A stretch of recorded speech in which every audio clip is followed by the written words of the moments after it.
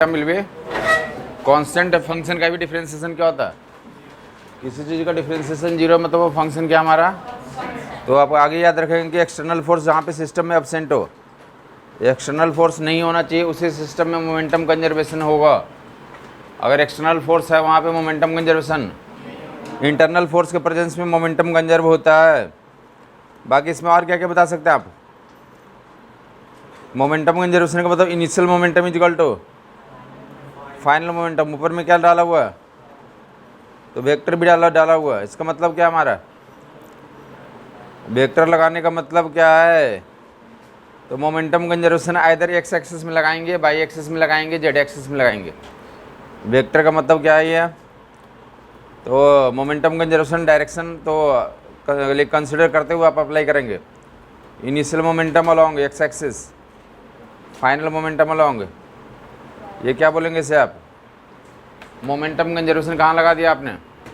X axis के long लगा दिया। किसके लॉन्ग लगा दिया? इनिशियल मोमेंटम बाई में और इनिशियल मोमेंटम बाई एक्सिस के लॉन्ग, फाइनल मोमेंटम, ये क्या बोलोगे इसे आप? मोमेंटम कंजर्वेशन कहाँ अप्लाई कर दिया आपने? बाई एक्सिस के लॉन्ग कंजर्व कर दिया आपने। इन एक्स के लॉन्ग मोमेंटम कंजर्वेशन लगा दिया या बाई का लॉन्ग लगा दिया, ऐसे जेड में अप्लाई कर सकते हैं।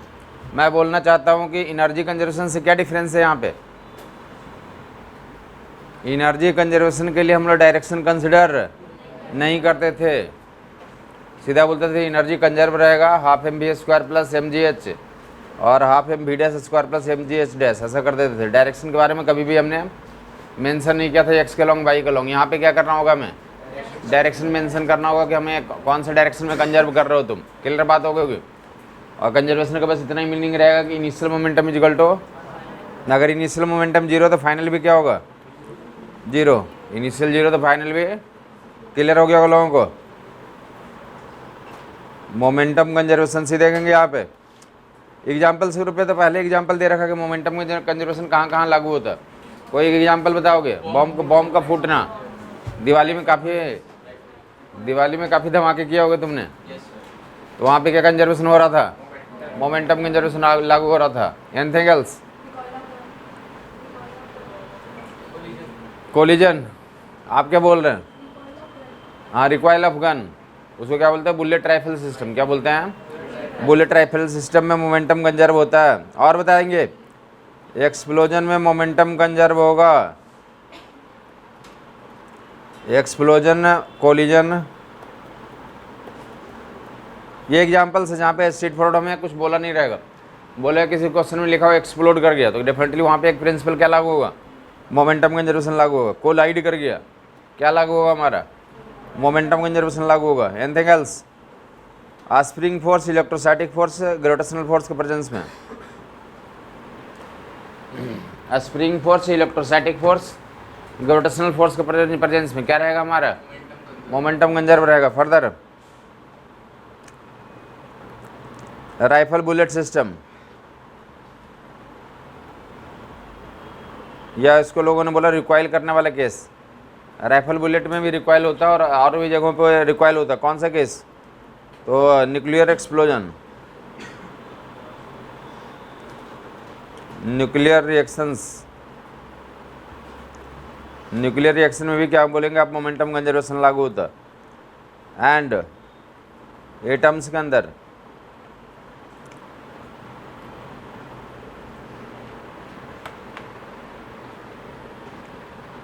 छह एग्जाम्पल आपके सामने रख दिया गया है। एटम एंड फोटोन, सीधा ही लिख देता हूँ। एटम एंड फोटोन सुना होगा तुमने कि एटम के अंदर, हाइड्रोजन एटम के अंदर कौन कूदता है और क्या निकलता है? इलेक्ट्रॉन की जंपिंग होती है। फोटोन का क्या होता है? इमिशन होता है। तो उस फिनोमेना में क्या होगा हमारा? मोमेंटम कंजर्व होगा। न्यूक्लियर फिन रिएक्शंस सुना होगा कि न्यूक्लियर जो है कि यूरेनियम जो क्या करता है? अल्फा बीटा पार्टिकल इमिट करता है। तो वहाँ भी क्या होगा हमारा?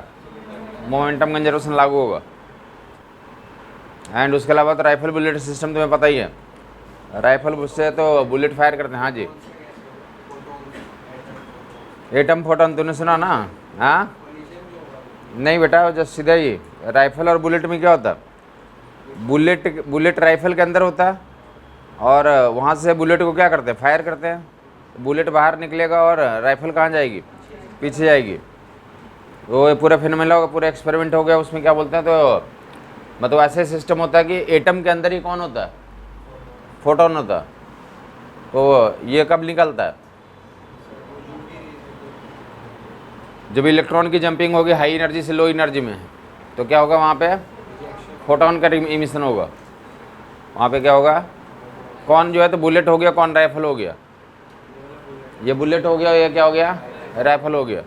इसमें अल्फा में जो पार्टिकल होगा तो बुलेट हो गया, और न्यूक्लियस जो होगा रेसिडुअल न्यूक्लियस होगा तो राइफल हो गया। तो ऐसे दो चीज़ों का सेटअप होगा।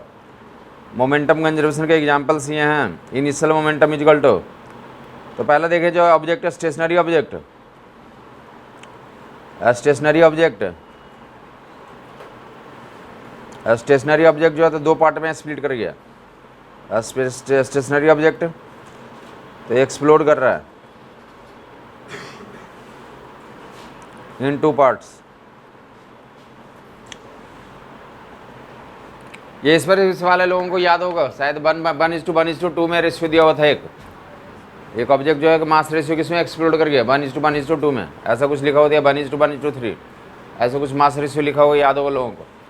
मैं बोलना चाहता हूँ मोमेंटम कंजर्वेशन से डेफिनेटली एग्जाम में सवाल आते हैं। ये क्या है, लिटमस टेस्ट है। क्या कि रात में अगर तुम्हें क्या फ़ोन आया, तुम्हें पता हो कल नीट का एग्ज़ाम है, रात में काफ़ी फ़ोन आते हैं कि क्वेश्चन पेपर आउट है।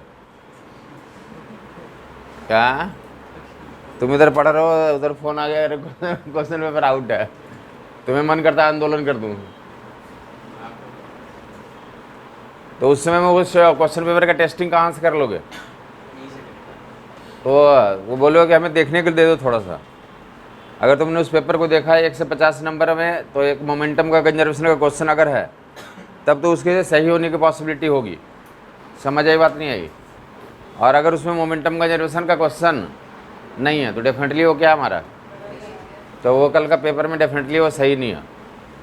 तो वो रात में जो फ़ोन आते हैं ना, मतलब बाय द वे तुम्हें इंटरेस्ट दिखा दिया हमने कि हमें चाहिए वो पेपर, और तुम्हें पेपर वो मिल भी गया, तुमने रात भर उस पेपर को याद किया कि कल यही आना, और कल पता चला उससे कोई एक भी सवाल आया ही नहीं। जब तुम 2 से 5 में बैठे थे उसमें कोई भी एक दर्शन हुआ ही नहीं जो रात में याद किया था। समझ आई बात नहीं। क्योंकि काफ़ी बार ऐसा होता है कि उसमें जितने 1 से 50 क्वेश्चन किसके रहते हैं, इलेक्ट्रोस्टैट के रहते हैं। आदमी रात में उधेड़बुन में है तो उनको पता नहीं चलता कि यही कल आएगा। हो सकता है इलेक्ट्रोस्टैट के सारे क्वेश्चन आने हैं, उसी को याद करता रहता रात भर। समझ नहीं आई बात। वो भी जानते हैं कि कुछ पता नहीं है, कुछ भी दे दो अभी सब कुछ ले लेगा। चले तो फिलहाल बोला है कि डेफिनेटली कहाँ से लिटमस टेस्ट मिल जाता है, डेफिनेटली ये प्रिंसिपल से क्वेश्चन रहेगा ही। कोई भी फिजिक्स का पेपर बनाएगा तो डेफिनेटली इससे क्वेश्चन देगा ही देगा। समझ आ गई बात है। और लेकर स्टेशनरी ऑब्जेक्ट 2 में एक्सप्लोड करेगा, 3 में एक्सप्लोड करेगा, 4 में एक्सप्लोड करेगा। इस पर जो एग्जाम्पल था किसमें एक्सप्लोड किया था, 3 में। कि प्रोजेक्टाइल को एक बॉम्ब को फेंक दिया गया, जो जाकर के हाईएस्ट पॉइंट पे क्या कर गया, 3 पार्ट्स में ब्रेक कर गया। कितने पार्ट्स में, 3 पार्ट्स में ब्रेक कर गया था। फिलहाल 2 पार्ट्स वाला करता हूँ एग्जाम्पल, उसके बाद दूसरा 3 पार्ट वाला करूँगा, फिर 4 वाला करूँगा। कितने में भी तो क्या होगा, स्टेशनरी ऑब्जेक्ट है या इनिशियल मोमेंटम क्या हमारा, तो स्टेशनरी ऑब्जेक्ट क्या लिखा हमने, स्टेशनरी मतलब इनिशियल मोमेंटम कितना है, इनिशियल मोमेंटम कितना, तो क्या बोलेंगे स्टेशनरी ऑब्जेक्ट एक्सप्लोड करेगा 2 पार्ट में। तो जो 2 पार्ट में एक्सप्लोड किया उनका मोमेंटम कितना मान लो, 2 पार्ट में एक्सप्लोड किया उनके मोमेंटम कितना मान लो, P1 एंड P2। तो P1 प्लस P2 भी क्या होगा, initial equal to final. Initial equal to, initial कौन सा है, फाइनल कौन सा है, ये वाला इनिशियल, और ये क्या हमारा, तो ये जो है इनका समेशन किसके बराबर कर देंगे आप, 0 के बराबर कर देंगे। अगर 2 पार्ट्स में स्टेशनरी ऑब्जेक्ट एक्सप्लोड करता है तो directly P1 plus P2 vector का सम कितना कर देंगे आप, 0 से इक्वेट कर देंगे। या इसका मतलब आगे नेक्स्ट स्टेप में लिखेंगे P1 plus P2 equal to 0, या इसको क्या लिख दोगे, P1 equal to minus P2। क्या लिखा हुआ, मैं आगे यहाँ से स्टार्ट करूँगा। ये जो है तो ऊपर से जो स्टार्ट किया हमने, यहाँ से स्टार्ट करके आ रहे हैं। इनिशियल 0 है, P1 प्लस P2 0 किया, और उसके बाद यहाँ तक आया। तो ये जो है स्टेप कर रही है क्या, मैथमेटिकल स्टेप है। अगर फिजिक्स के स्टूडेंट हो तो यहाँ से स्टार्ट करोगे, क्योंकि तुम्हें पता होना चाहिए फिजिक्स का स्टूडेंट ये जानता है कि एक्सप्लोड करने के बाद क्या करेगा। तो दोनों जो राइफल और बुलेट होगा, पहले कंबाइंड सिस्टम का ये इनिशियल मोमेंटम जीरो था राइफल एंड बुलेट कंबाइंड का। बाद में भी क्या हुआ कि इंटायर सिस्टम का मोमेंटम जीरो रखने के लिए राइफल एंड बुलेट का मोमेंटम का मैग्नीट्यूड बराबर होगा और डायरेक्शन क्या होंगे, अपोजिट होंगे। तो फिजिक्स का स्टूडेंट यहाँ से स्टार्ट करेगा, सॉल्यूशन यहाँ से स्टार्ट करेगा। समझ आई बात नहीं आई?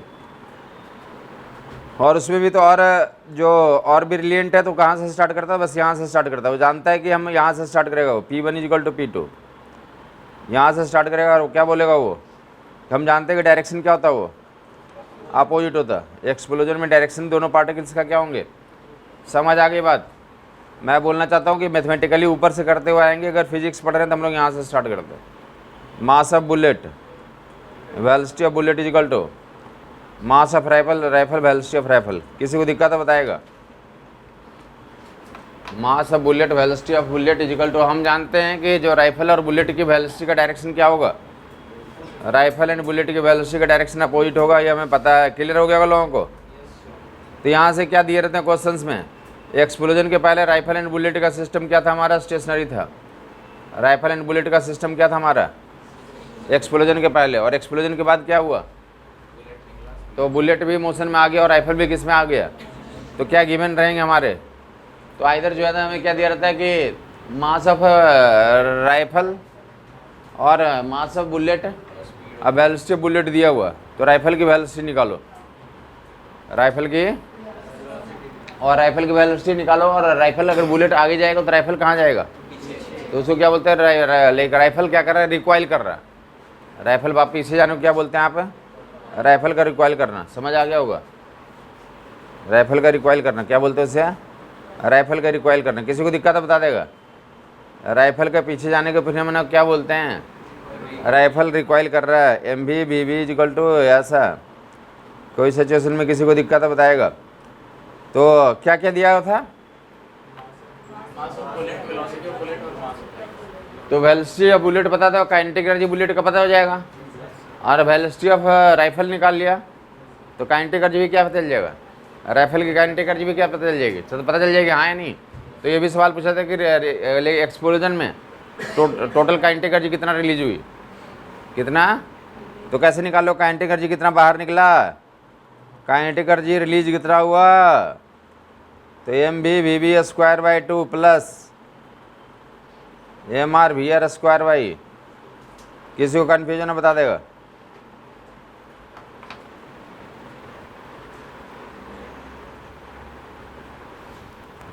एक्सप्लोजन में कितना काइनेटिक एनर्जी रिलीज हुआ, और ये रिलीज हुआ तो कहाँ से आया, रिलीज हुई हुआ ना कि जब वहाँ पे एक्सप्लोड किया ना, बॉम्ब एक्सप्लोड किया, तुम वहाँ खड़े रहोगे, उड़ जाओगे तुम। तो कौन तुम्हें उड़ाया, कौन? अरे फ्रैगमेंट उड़ते हैं या रुके रहते हैं, तो काइनेटिक एनर्जी मिला नहीं मिला उसको, दौड़ा ना, वो दौड़ा तो काइनेटिक एनर्जी मिला। तो पूछा था आया कहाँ से, बॉम्ब से कहाँ से आया, बॉम्ब से। बोले केमिकल एनर्जी किस में चेंज होती है, काइनेटिक एनर्जी में चेंज हुई। केमिकल एनर्जी किस में चेंज हुई, क्लियर हो गया होगा लोगों को? काइनेटिक एनर्जी रिलीज भी पूछ जाते हैं। क्या क्या सिचुएशन समझ में आ गया होगा लोगों को? तो जल्दी से एक वैल्यू पुटअप कर ले, दो पार्ट्स में एक्सप्लोड करने के लिए, 2 पार्ट्स में एक्सप्लोड करके देखा इधर कितने किलो का ऑब्जेक्ट है, 30 किलो का ऑब्जेक्ट है, 2 पार्ट्स में एक्सप्लोड कर गया। स्टेशनरी था पहले 12 किलो और 18 किलो में फूट गया, 2 पार्ट्स में फूट गया। एक 12 किलो का बन गया, एक कितने किलो का बन गया, 12 किलो और 18 किलो। मास कंजर्वेशन ऐसा हो गया। अगर बोल दिया कि ये 12 kg वाला ऑब्जेक्ट 15 मीटर पर सेकंड से आगे जा रहा है, तो 18 किलोमीटर पर 18 किलो वाला का ऑब्जेक्ट का तो वेलोसिटी निकालनी है, इसकी वेलोसिटी फाइंड आउट करनी है। समझ आ गई बात? 10 मीटर पर सेकंड कौन सा डायरेक्शन में, तो डेफिनेटली बोलेंगे कि वो आई कैप में जा रहा, तो कहाँ जाएगा, तो वैल्यू निकालें। काइनेटिक एनर्जी कितना रिलीज हुआ वो भी बता दें आप लोग। काइनेटिक एनर्जी कितना रिलीज हुआ, kinetic energy release in the explosion, 30 kilo का स्टेशनरी ऑब्जेक्ट 12 किलो और 18 किलो में ब्रेकआउट कर गया। 30 किलो का स्टेशनरी ऑब्जेक्ट ब्रेकआउट कर गया, 12 किलो वाला 15 मीटर पर सेकंड चल रहा है, तो 18 किलो वाला कितने में वेलोसिटी जाएगा और किधर जाएगा? तो डेफिनेटली हम जानते हैं कि एक्सप्लोजन में अपोजिट डायरेक्शन में जाते हैं, तो ये अपोजिट डायरेक्शन में जाएगा। ये अगर आई कैप में जा रहा है तो वो कहाँ जाएगा हमारा? माइनस आई कैप में। तो क्या कर लोगे तुम? और डायरेक्शन में पता है आप क्या लिखोगे? 12 गुने 15 इजिकल टू कितना लिखोगे? 18 गुने भी। 18 गुने भी। बच्चा बोल रहा है, कैंसिल करोगे कितना आ गया भी की वैल्यू? 10 मीटर पर सेकंड। काइनेटिक एनर्जी रिलीज कोई जोड़ पाया क्या? कैलकुलेशंस करते रहेंगे, अपने आप को डिस्ट्रैक्ट नहीं करेंगे। काफ़ी लोग बैठ करके तो बोटनी या जूलॉजी या कुछ और पढ़ते रहते हैं, ऐसा नहीं करेंगे।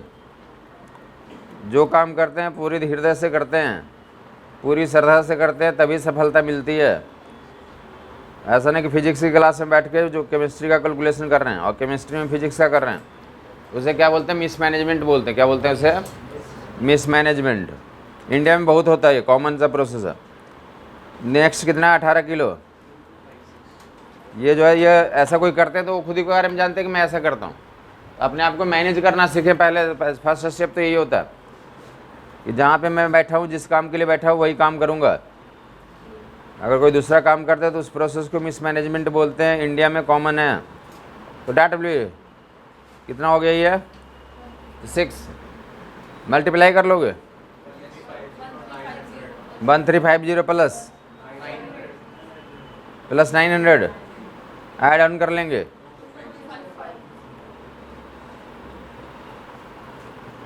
इतना जूल एनर्जी रिलीज होगी। एक्सप्लोजन में इतना तो जूल काइनेटिक एनर्जी रिलीज होगी। वाइस वर्सा भी क्वेश्चन होते, ध्यान से समझ लो प्रोसेस को। क्या दिया था? एक ऑब्जेक्ट, एक पार्ट की वेलोसिटी दी थी, दूसरे की निकाल ली, दूसरे पार्ट की वेलोसिटी निकाल ली और दोनों पर एक ओवरऑल काइनेटिक एनर्जी कितना एक्सप्लोड हुआ वो निकाल लिया। रिवर्स क्वेश्चन क्या होता है? ये काइनेटिक एनर्जी क्वेश्चन में दिया रहेगा कि एक्सप्लोजन हुआ, इतनी काइनेटिक एनर्जी रिलीज हो गई, इतनी काइनेटिक एनर्जी रिलीज हो गई। क्लियर बात है ये? तो अगर हमें इतनी काइनेटिक एनर्जी दिया होता तो इसको किससे इक्वेट कर देते हैं? m1 v1 square by 2 plus m2 v2 square by 2। तो v1 v2 m1 m2 में एक इक्वेशन यहाँ से आ जाता। समझ आई बात? और दूसरा मासेज की वैल्यूज दिया रहेगा, m1 m2 दिया रहेगा, तो एक मोमेंटम कंजर्वेशन से m1 v1 equal to m2 v2 से दूसरा इक्वेशन आ जाएगा, और दो इक्वेशन होगा तो v1 v2 की वैल्यू निकाल लेंगे आप। तो वो रिवर्स क्वेश्चन भी रहते हैं। क्लियर हो गया वालों को? तो नेक्स्ट हेडिंग डाल देगा एक्सप्लोड इनटू 3 पार्ट्स। जो stationary particle explodes into 3 parts. Next example में जाएगा स्टेशनरी ऑब्जेक्ट 2 पार्ट में एक्सप्लोड करा, तो 2 पार्ट वाले के लिए क्या करोगे? दोनों का मोमेंटम का मैग्नीट्यूड बराबर और डायरेक्शन अपोजिट। एग्जांपल में क्या क्या दोगे? एग्जांपल में तो एक राइफल बुलेट का सिस्टम दिखा दिया, उसके इसको भी नोट ही कर लोगे। राइफल बुलेट के साथ साथ तो क्या लिख लोगे? तो एटम एंड फोटॉन वाला केस क्या करेंगे? एटम एंड फोटॉन, फोटॉन का मोमेंटम का मैग्नीट्यूड एंड एटम का, रेसिडुअल एटम का मैग्नीट्यूड बराबर डायरेक्शन अपोजिट होगा। एटम एंड मोमेंटम के लिख लोगे, एटम एंड फोटॉन के लिए। फोटॉन का मोमेंटम क्वेश्चंस कर रहे होंगे तो मिला भी होगा। फोटॉन का मोमेंटम E/c होता है, फोटॉन का मोमेंटम E/, और बाकी जो एटम का momentum m of mass of atom, velocity of atom. तो यहाँ से मेजर करेंगे। डायरेक्शन अपोजिट बोल दो ना, बार बार बोल दे रहा हूँ।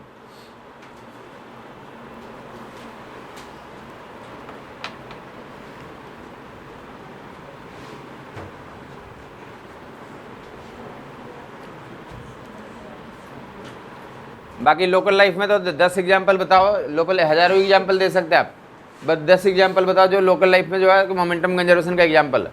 डेली लाइफ में, तुम्हारे डेली लाइफ में मोमेंटम कंजर्वेशन का एग्जाम्पल। सुबह उठने के बाद तुम्हारी पहले आँख खुलती है, आँख का ओपनिंग होना कौन सा कंजर्वेशन है? अरे आँख का ओपनिंग होना, आँख पे हथौड़ा मारा जाता है या अपने आप खुलता है? अपने आप खुलता है। तो डेफिनेटली जो खुलेगा तो डेफिनेटली क्या होगा? ये दोनों सेम डायरेक्शन में जाएंगे, अपोजिट डायरेक्शन में जाएंगे? जाते हैं नहीं जाते हैं? खुलेगा तो एक ऊपर जाता है, एक कहाँ जाता है? तो किसका एग्जाम्पल हो गया? इंटरनल फोर्स के कारण खुलता है ना, अंदर से कि एक जागृति आती है ना कि मुझे नीट करना है, मुझे नीट करना, तभी आँख खुलता है तुम्हारा, हाँ है नहीं? तो इंटरनल फोर्स है। अरे बाकी या तो बाहर से कोई जाके खींचता है क्या, उठो खोलो, नहीं ना, समझ ये बात नहीं। अगर बाहर से कोई खींचेगा तो क्या ले जा सकता वो? जब एक्सटर्नल फोर्स लगाएगा तब एक डायरेक्शन में जा सकता। इंटरनल फोर्स के कारण कहाँ जाएगा वो? डेफिनेटली। समझ आई बात नहीं आई? अरे आंखों के खोल के देखो ना, एक ही डायरेक्शन में जाता है, दो डायरेक्शन में जाता है? एक ऊपर जाएगा एक नीचे जाएगा। क्यों ऐसा हो रहा? मोमेंटम कंजर्व करने के लिए। क्यों ऐसा जा रहा है? इंटरनल फोर्स के प्रेजेंस में मोमेंटम क्या रहेगा? या माउथ को भी खोलोगे तो कहाँ जाता है वो? एक ऊपर एक नीचे। या मुस्कुराओगे भी तो कहाँ मुस्कुराते हो? अरे एक नीचे एक ऊपर। चलते हो तो हाथ पैर, हाथ का किधर जाता है? अगर फ्री करो, फ्री अगर चल रहे हो तो एक कहाँ जाता है?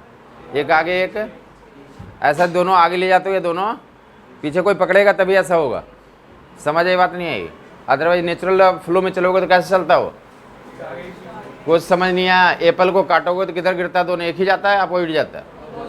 समझ आ गया होगा। तो ये सब अगर इंटरनल फोर्स के कारण फिनोमेना हो रहा, बोले एप्पल कटता है तो एक्सटर्नल फोर्स लगाते हैं। एप्पल कैसे कटता है?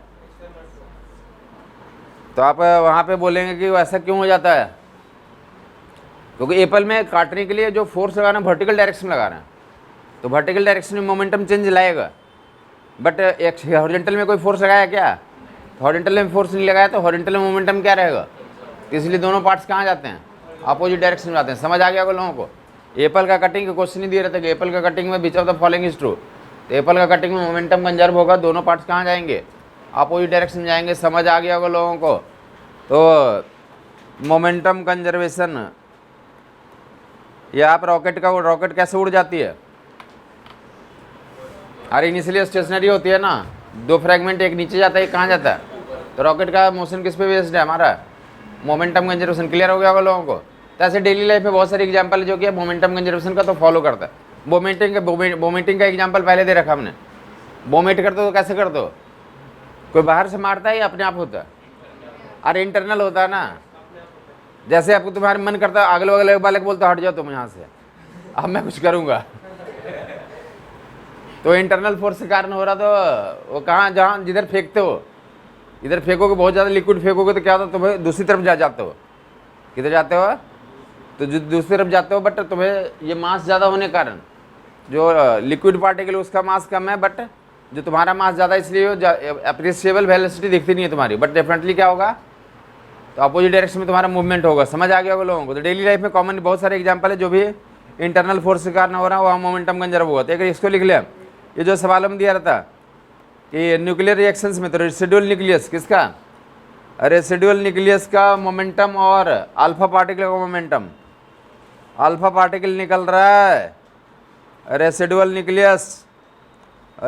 न्यूक्लियस का मोमेंटम और अल्फा पार्टिकल का, रेसिडुअल न्यूक्लियस और अल्फा पार्टिकल का मोमेंटम का मैग्नीट्यूड बराबर डायरेक्शन।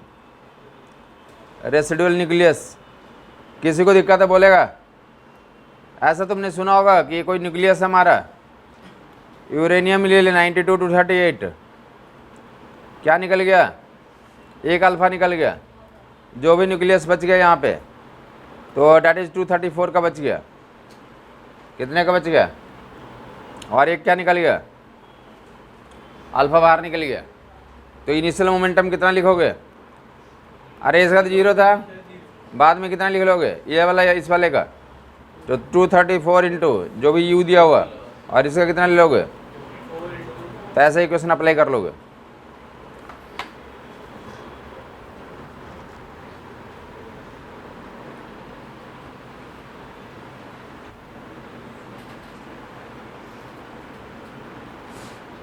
बोलो बोलो। मोमेंटम कंजर्वेशन है ये आगे चल के कहीं भी अप्लाई कर दूंगा। सीधे देखेंगे आप, एक अल्फा पार्टिकल एक प्रोटॉन यहाँ पर रखा हुआ, क्या होगा दोनों में? अल्फा पार्टिकल और प्रोटॉन, अल्फा एंड प्रोटॉन, क्या होगा? अरे अल्फा पार्टिकल प्रोटॉन में कुछ होगा क्या? अरे कुछ तो होगा, रिपल्सन लगेगा दोनों में। दोनों क्या करेगा? अपोजिट डायरेक्शन में मोशन करेगा। यहाँ पे स्टेशनरी सिस्टम यहाँ से रिलीज किया गया, यहाँ सिस्टम को रिलीज किया गया, इलेक्ट्रोस्टैटिक का एग्जाम्पल दिखा दे रहा हूँ। यहाँ सिस्टम को रिलीज किया गया तो रिपल्सन कारण क्या करेगा, प्रोटॉन इधर जा रहा है और अल्फा इधर जा रहा है। किसी इंस्टेंट पे इनकी वेलोसिटी v1 इसकी वेलोसिटी, तो इक्वेशन लिख लोगे। सिस्टम बोल दिया अल्फा पार्टिकल ने प्रोटॉन को रिलीज कर दिया गया तो उनकी वेलोसिटी में रिलेशन निकालें। तो किसी टाइम टी पे इसकी वेलोसिटी v2 आया, किसी इसकी v1 आया, किसकी ज़्यादा होगी वेलोसिटी? तो प्रोटॉन का mass of proton velocity of proton is equal to mass of alpha, ऐसा अप्लाई कर लोगे। बीपी और वी अल्फा ही लिख देता हूँ। मोमेंटम कंजर्वेशन इलेक्ट्रोस्टैटिक फोर्स के प्रेजेंस में एप्लीकेबल है, स्प्रिंग फोर्स के प्रेजेंस में एप्लीकेबल है। हाँ, ग्रेविटेशनल फोर्स के प्रेजेंस में एप्लीकेबल है मोमेंटम कंजर्वेशन। क्लियर है ये? आगे मूव करेंगे। दो वाला जो स्टेशनरी ऑब्जेक्ट एक्सप्लोड करता है उसके सारे एग्जांपल आपको दे दिए गए। या तो एक बॉम्ब एक्सप्लोड करेगा, या न्यूक्लियस होगा, या फिर एटम होगा, या फिर जो है राइफल बुलेट का सिस्टम होगा। राइफल बुलेट सिस्टम में इस पे स्टेटमेंट पहले भी बताया गया, फिर से एक बार सुन लेंगे। इन सभी पे राइफल बुलेट हो, एटम फोटोन हो, न्यूक्लियस अल्फा पार्टिकल हो, इन सभी केस में लाइट पार्टिकल का जो काइनेटिक एनर्जी क्या होगी, ज़्यादा होगी, और हेवी पार्टिकल का काइनेटिक एनर्जी कम होगा। लाइट का ज़्यादा और हैवी का कहाँ से प्रूव करोगे? के इक्वल टू p²/2m। मोमेंटम दोनों का क्या है हमारा? तो यहाँ से काइनेटिक एनर्जी और मास में क्या रिलेशन है? ये बात क्लियर बात हुई। एक क्वांटिटी ऑफ मास ले लें, 500 किलो का कोई हैवी ऑब्जेक्ट है, वो दो पार्ट्स में एक्सप्लोड करिए। दो पार्ट्स में एक्सप्लोड करने के बाद ये क्या बना? 500 किलो का ऑब्जेक्ट था, दो पार्ट्स में एक्सप्लोड किया, उसमें से एक हॉर्स निकला, एक एलिफेंट निकला। एक हॉर्स निकला और क्या बन गया? एलिफेंट बन गया। तो क्या बताओगे? दोनों का मोमेंटम का मैग्नीट्यूड बराबर, direction momentum different, kinetic energy different. Kinetic energy horse का ज़्यादा होगा और एलिफेंट का क्या होगा? समझ आई बात नहीं? तो राइफल बुलेट के लिए बोल दो, तुम बोल पाओगे? राइफल बुलेट फायर करते हैं तो मोमेंटम दोनों का बराबर मैग्नीट्यूड में, डायरेक्शन में अपोजिट, मोमेंटम दोनों का डिफरेंट होगा, काइनेटिक एनर्जी डिफरेंट होगा। बुलेट की काइनेटिक एनर्जी ज़्यादा होगी, राइफल की क्या होगी? कम होगी। आप बता दें साहब, एटम के लिए बोल दें रेसिडुअल एटम का और फोटोन का मोमेंटम का मैग्नीट्यूड बराबर, direction opposite, momentum different, kinetic energy different. Photon की काइनेटिक एनर्जी ज़्यादा और रेसिडुअल न्यूक्लियस की एटम की काइनेटिक एनर्जी कम होगी। Nucleus and residual nucleus and alpha के लिए बोल दोगे साहब, मोमेंटम का magnitude same, direction opposite, momentum different, kinetic energy different, kinetic energy alpha particle का ज़्यादा। और समझ आई बात नहीं? चार स्टेटमेंट हमने बोला, ये चारों स्टेटमेंट मिनिमम 4 बार क्वेश्चन बैंक में मिल जाएगा तुम्हें। क्लियर हो गया होगा? और जहाँ भी मोमेंटम कंजर्व होगा तो काइनेटिक एनर्जी और मास का रेशियो क्या होगा? तो इन्वर्स रिलेशन में होगा। आगे मूव करेंगे आप। तो कितने पार्ट से हुआ है एक्सप्लोड कर गया? ये 2 में एक्सप्लोड कर दिया था, 3 में एक्सप्लोड करने जा रहा हूँ। 3 पार्ट्स में जब एक्सप्लोड करेगा, कौन बताएगा इक्वेशन क्या लिखूंगा मैं? स्टेशनरी ऑब्जेक्ट 3 में ब्रेकआउट कर गया तो इनिशियल 0, अब बाद में P1 P2 P3 का सम 0, P1 + P2 + P3 will be 0। यहाँ से क्या बताओगे? हाँ, कोई दिक्कत नहीं, मास बराबर तो वेलोसिटी का रेशियो बराबर हो जाएगा। मास बराबर तो वेलोसिटी बराबर, ये बोल रहे हैं कि 500 किलो का ऑब्जेक्ट है, 2 घोड़े पैदा हुए, क्या पैदा हुए? तो दोनों घोड़े का मास बराबर तो वेलोसिटी का रेशियो भी क्या होगा? तो सेम होगा। समझ आई बात नहीं आई? मास का रेशियो सेम तो वेलोसिटी का रेशियो सेम। इक्वल मास का रेशियो रहेगा तो काइनेटिक एनर्जी भी क्या रह जाएगा? सेम रहेगा, बराबर बराबर। मास तो काइनेटिक एनर्जी भी बराबर बराबर। समझ नहीं आई बात? तो P1 P2 P3 का सम कितना कर दोगे? तो आगे क्या कहोगे? यहाँ से कौन बोलेगा? आगे क्या लिखूंगा? किसी 2 का सम तीसरे के क्या होने चाहिए? 3 फ्रेगमेंट में टूटता है तो वहाँ पे ऐसा लिखोगे, किसी 2 का रिजल्टेंट मोमेंटम और तीसरे का मोमेंटम का मैग्नीट्यूड बराबर और डायरेक्शन, दो फ्रेगमेंट होगा, उनका रिजल्टेंट का जो मोमेंटम आएगा और तीसरे का मोमेंटम का मैग्नीट्यूड को क्या कर दोगे? बराबर, और डायरेक्शन डिफरेंटली क्या रहेगा? ध्यान देखेंगे यहाँ पे तो वेरियस सवाल बनाए जाते हैं, देख लो ऊपर। पहले तो ये बोला था कि स्टेशनरी ऑब्जेक्ट है, पहला तो स्टेशनरी ऑब्जेक्ट है, एक तो डायग्राम पे ही पूछ रहते हैं, यह स्टेशनरी ऑब्जेक्ट है। ये कितने फ्रेगमेंट में फूट गया? 3 में फूट गया। स्टेशनरी है, स्टेशनरी है, स्टेशनरी है, कितने फ्रेगमेंट में फूट गया? तो बोलते हैं उन तीनों का ओरिएंटेशन क्या होगा? तो उन तीनों का ओरिएंटेशन तो ऐसा पॉसिबल है क्या तीनों फ्रेगमेंट ऐसे जा रहे हैं? तो बोले ये गलत है। ये गलत क्यों है? तो यार इनिशियल जीरो तो फाइनल भी क्या होना चाहिए? इस केस में फाइनल जीरो हो सकता है क्या? इसका और इसका रिजल्टेंट इधर ही कहीं आ जाएगा, तो इसका ओवरऑल रिजल्टेंट डेवलप हो जाएगा मोमेंटम। तो ये क्या हो गया हमारा? तो सही करने के लिए क्या करेंगे? या तो डायग्राम क्या हो जाएगा हमारा, ऐसा हो सकता है क्या? अगर ऐसा दिखा दो इनको, ये 3 फ्रेगमेंट में एक्सप्लोड कर गया, ऐसा पॉसिबल है कि 3 फ्रेगमेंट ऐसे जा रहे हो, सही है गलत है? ये भी गलत है, ये भी क्या है? गलत है। क्यों गलत है? क्योंकि ये जो है, तो अगर ये बड़ा और छोटा मान ले, अगर तो इस एक इधर वैल्यू आ जाएगी कुछ, एक इधर रिजल्टेंट, एक इधर रिजल्टेंट, इन दोनों का भी रिजल्टेंट कुछ आ जाएगा। हमें चाहिए क्या? ये तीनों वेक्टर का रिजल्टेंट जीरो है क्या? यहाँ पे तीनों वेक्टर का रिजल्टेंट जीरो है क्या? नहीं है ना। तो ये भी पॉसिबल नहीं होगा, ये भी पॉसिबल नहीं होगा, ये भी पॉसिबल नहीं होगा, ये भी पॉसिबल नहीं होगा। तो अगर ऐसा मैं दिखा दूँ, ये पॉसिबल है क्या? अगर 3 वेक्टर्स के बारे में ऐसा शो आउट कर दूँ, ये पॉसिबल है क्या? ये भी नहीं है। जब बताया था कि 3 लोग होंगे तो पहले 2 के बारे में से सोचते हैं, तो इन दोनों का रिजल्टेंट इधर आ जाएगा कुछ, और इसका रिजल्टेंट कुछ बन जाएगा। जबकि हमें क्या चाहिए? रिजल्टेंट जीरो चाहिए। क्यों जीरो चाहिए?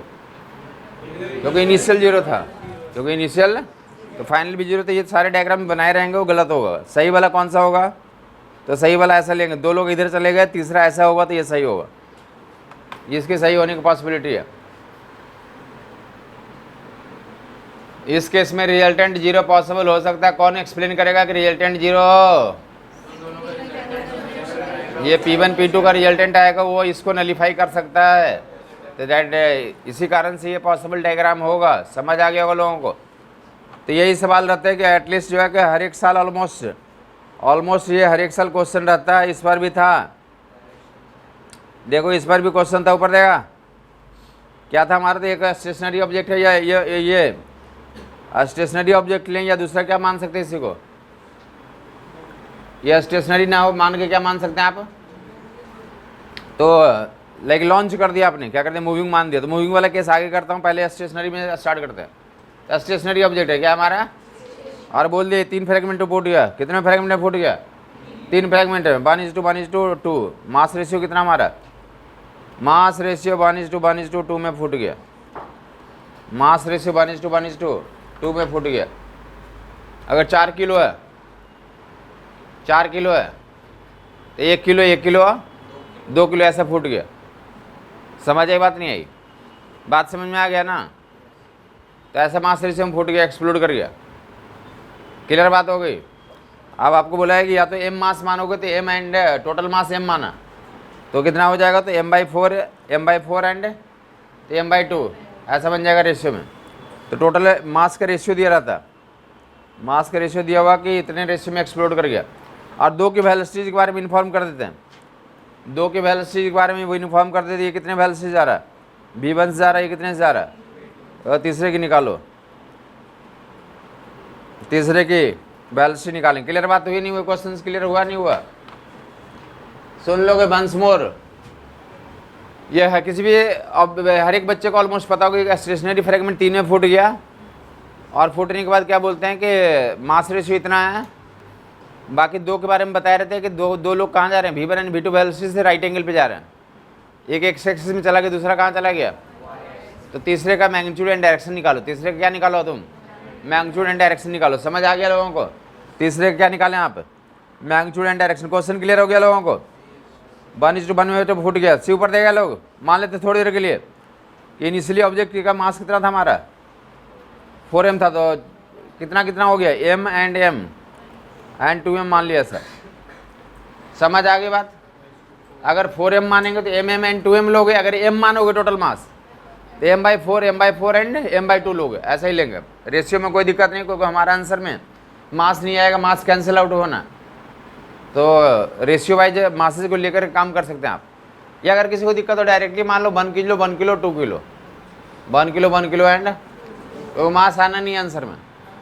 सी ऊपर देखेंगे आगे, तब मोमेंटम कितना बता देंगे। एम माना और 2m मान लिया, तो इधर मोमेंटम कितना हो गया mv1 और उधर कितना हो गया बाई एक्सिस में mv2। रिजल्टेंट मोमेंटम इन दोनों का रिजल्टेंट बताएगा, इन दोनों का रिजल्टेंट m बाहर हो जाएगा, m बाहर हो गया mv1 square plus v2 square, हाँ या नहीं। और डायरेक्शन रिजल्टेंट मोमेंटम का tan थीटा इक्वल टू बोलेगा, हर एक के टिप्स पे होना चाहिए tan theta equal to v2 by. Resultant momentum इन दोनों का ऐसा हो गया, इन दोनों के बारे में दिया हुआ था। अब तीसरे के बारे में बता पाएंगे आप, क्या बताओगे तीसरे के बारे में। तीसरे पार्टिकल का मोमेंटम इतना ही होगा, हाँ लेकिन अपोजिट होगा। मतलब ये एंगल इतना यहाँ से थीटा एंगल पे था, तो ये एंगल अपोजिट वाला ये वाला एंगल भी क्या होगा हमारा थीटा ही होगा। समझे। तीसरे के बारे में मोमेंटम बता दिया। तीसरे की क्या निकालनी है हमें, वेलोसिटी निकालनी है, तीसरे की वेलोसिटी निकालनी है, तीसरे की वेलोसिटी निकालनी है। तो बोले तीसरे का p3 इजिकल टू अभी लिखा था थोड़ी देर पहले -p1 प्लस p2। मोमेंटम का मैग्नीट्यूड बराबर कर दो m root of v1 square plus v2 square. p3 कितना लिखोगे, कौन बताएगा। 2m v3, जिसको दिक्कत है बोल देगा। डब्ल्यू p3 की वैल्यू 2m v3, mm मार दोगे, v3 की वैल्यू कितनी आ जाएगी। v3 निकाल पाए नहीं निकाल पाए तुम, v3 निकल गया तो काइनेटिक एनर्जी कितना रिलीज होगा वो भी निकल जाएगा। जिसको नहीं समझ में आया तो बता देगा।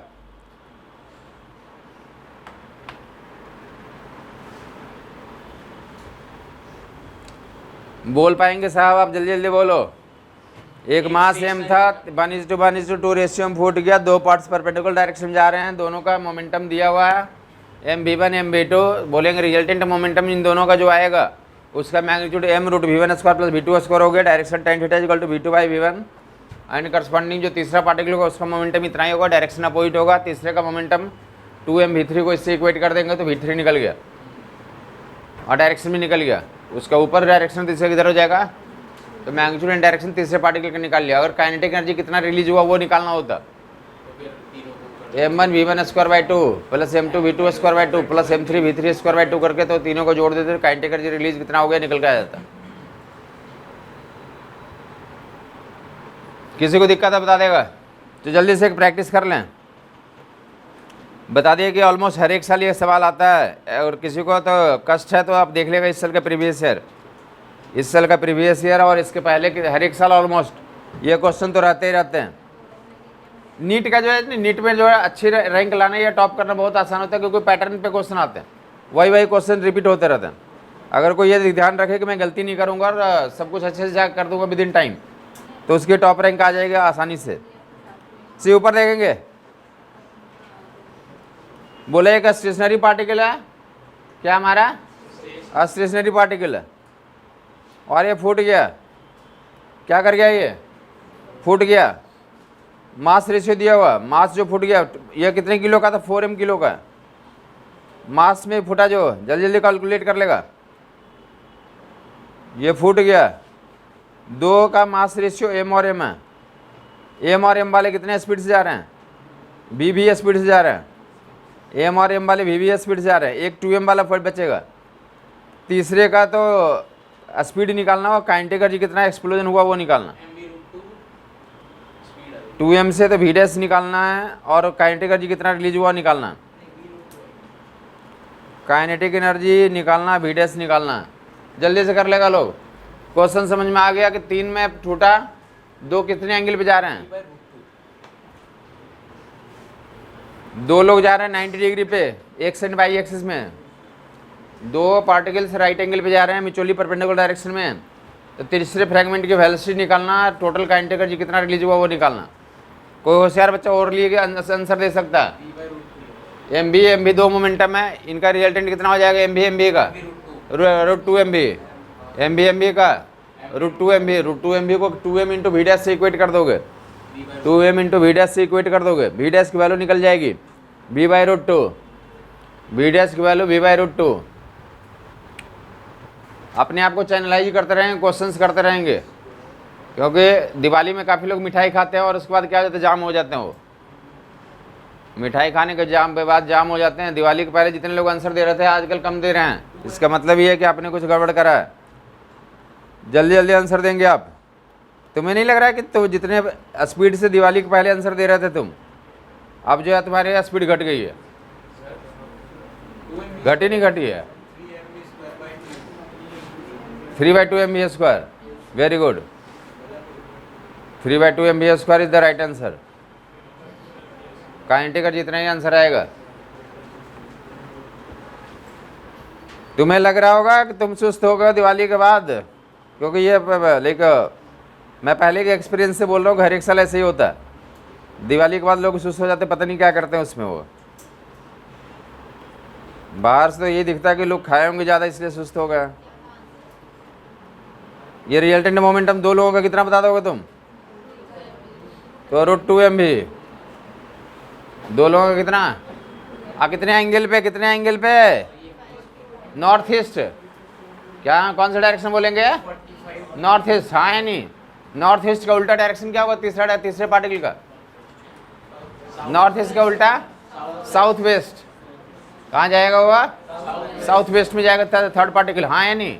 और मोमेंटम कंजर्वेशन कर दो। 2m × v dash equal to कितना लिखेंगे? √2 MV। कितना आंसर? v डैश की वैल्यू v/√2। जिसको दिक्कत है बता देगा। v डैश की वैल्यू v/√2। v डैश की वैल्यू v/√2।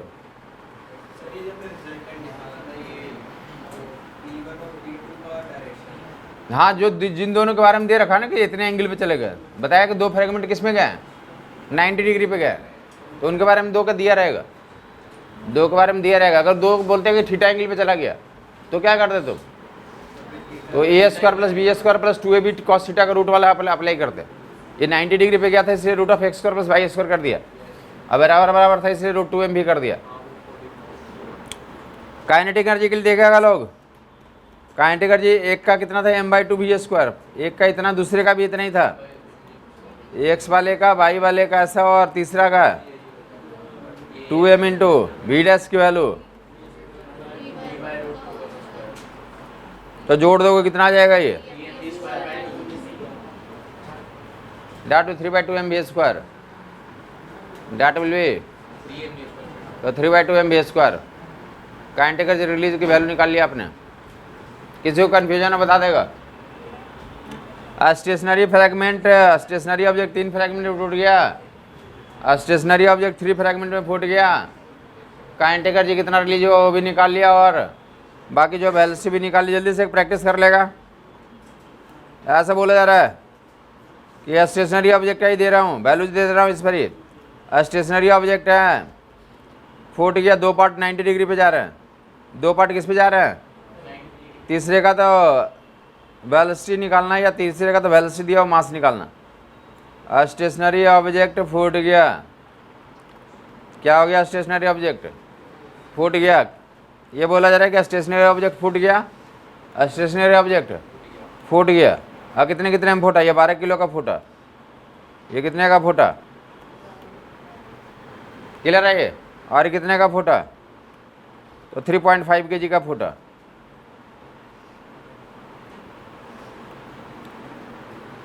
ठीक। अब बोल रहे हैं कि ये दोनों जो है, एक x में जा रहा है, एक y में जा रहा है, और ये दोनों ही कितने से जा रहे हैं? ये दोनों ही जा रहे हैं, ये दोनों ही जा रहे हैं 2 मीटर पर सेकेंड से।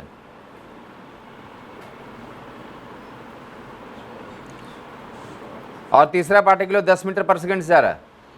तीसरा पार्टिकल 10 मीटर पर सेकेंड से जा रहा है, तो तीसरे का मास निकालना। तीसरा फ्रैगमेंट 10 मीटर पर सेकेंड से जा रहा था, तीसरे का मास बताना है। तीसरे का मास बताना है। तीसरे का मास बताना है। क्वेश्चन समझ आया नहीं आया? स्टेशनरी 3 फ्रैगमेंट में फूट जा रहे हैं। 2 फ्रैगमेंट के बारे में पूरा हिस्ट्री दिया हुआ, तीसरे का तो आधी हिस्ट्री दिया, तीसरे की वेलोसिटी दिया हुआ, तो तीसरे का मास निकालना। 2.5 kg। Anybody else? हर एक लोगों का आंसर आ जाना चाहिए। और जो होशियार लोग हैं तो उनको क्या समझ में आना चाहिए? होशियार लोग को समझ में आना चाहिए कि कौन सा चैप्टर पढ़ रहे हैं, वेक्टर चैप्टर पढ़ रहे हैं। ऐसा ही काम वेक्टर में भी करते थे।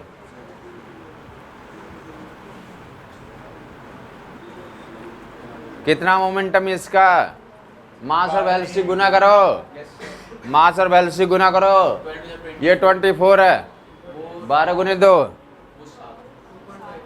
12 गुने 2, ये जो है इधर का मोमेंटम देख लेगा लोग। और आपके बगल में कोई दूसरा चीज़ पढ़ते रहते हैं या नोट्स बनाते रहते हैं तो उनके बारे में तो आप समझ जाएंगे कि उनसे दूर रहेंगे, क्योंकि ऐसे काम जो फिजिक्स की क्लास में जो दूसरी चीज़ पढ़ते रहते हैं उनसे दूर हो जाएंगे, क्योंकि वो डिसाइड कर लिए हैं कि हमें एमबीबीएस में नहीं जाना। वो डिसाइडेड है कि हमें एमबीबीएस में नहीं जाना है, क्योंकि अगर फिजिक्स नहीं आएगा और फिजिकल केमिस्ट्री समझ नहीं आता तो उसको एमबीबीएस नहीं मिल सकता। समझ ये बात नहीं है?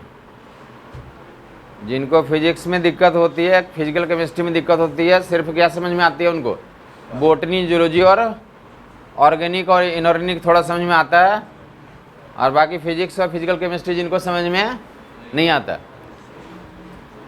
तो वो क्लास में बैठ के कुछ और नोट्स बनाते रहते हैं। तो उनको अगर आपको पता चल गया कि ऐसा काम करता तो उनसे क्या रहेंगे आप, क्योंकि वो वेल डिसाइडेड है कि हमें क्या करना, तो नर्सिंग में जाना है और या फिर जो है कुछ आयुर्वेदा में जाना है, ऐसा वो सोच रखा है। समझ आई बात नहीं है? तो ऐसे लोग जो हैं, आपको फिजिक्स समझना ही है। अगर एमबीबीएस करना चाहते हैं तो क्या करना है, हमें तो जानना ही पड़ेगा, कैलकुलेशन तो हमें करना ही पड़ेगा बैठ करके।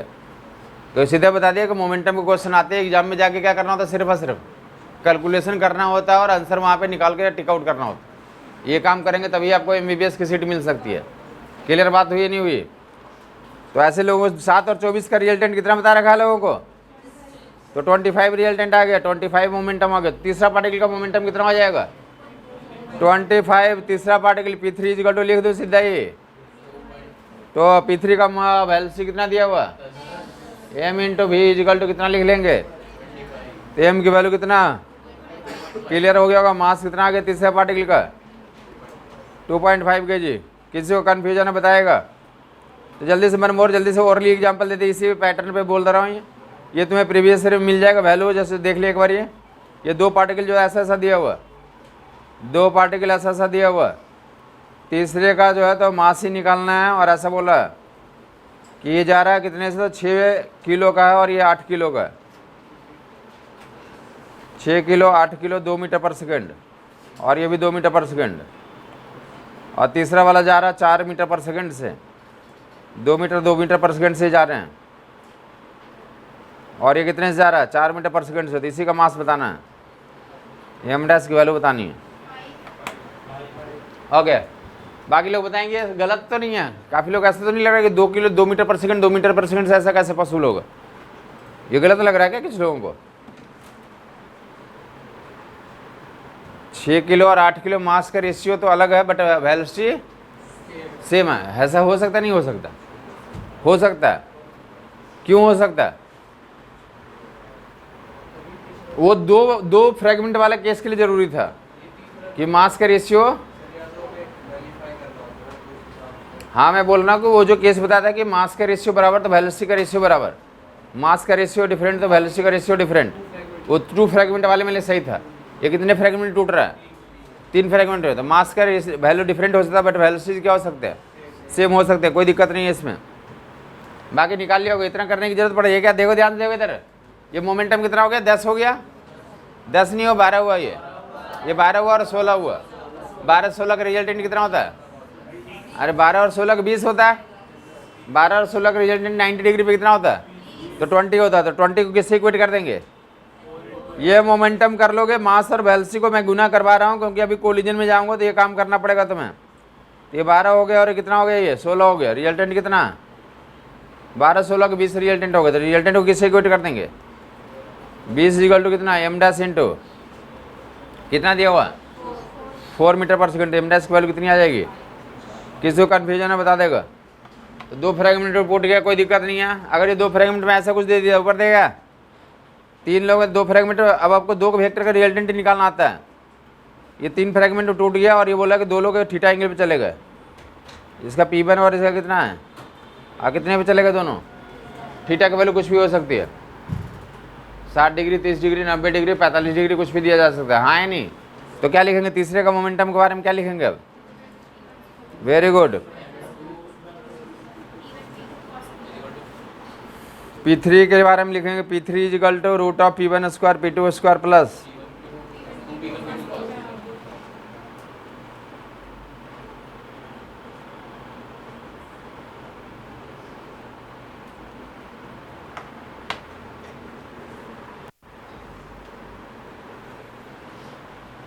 और वो क्वेश्चन भी रहते हैं, याद होगा वेक्टर में बताया था एफ और एफ और एफ।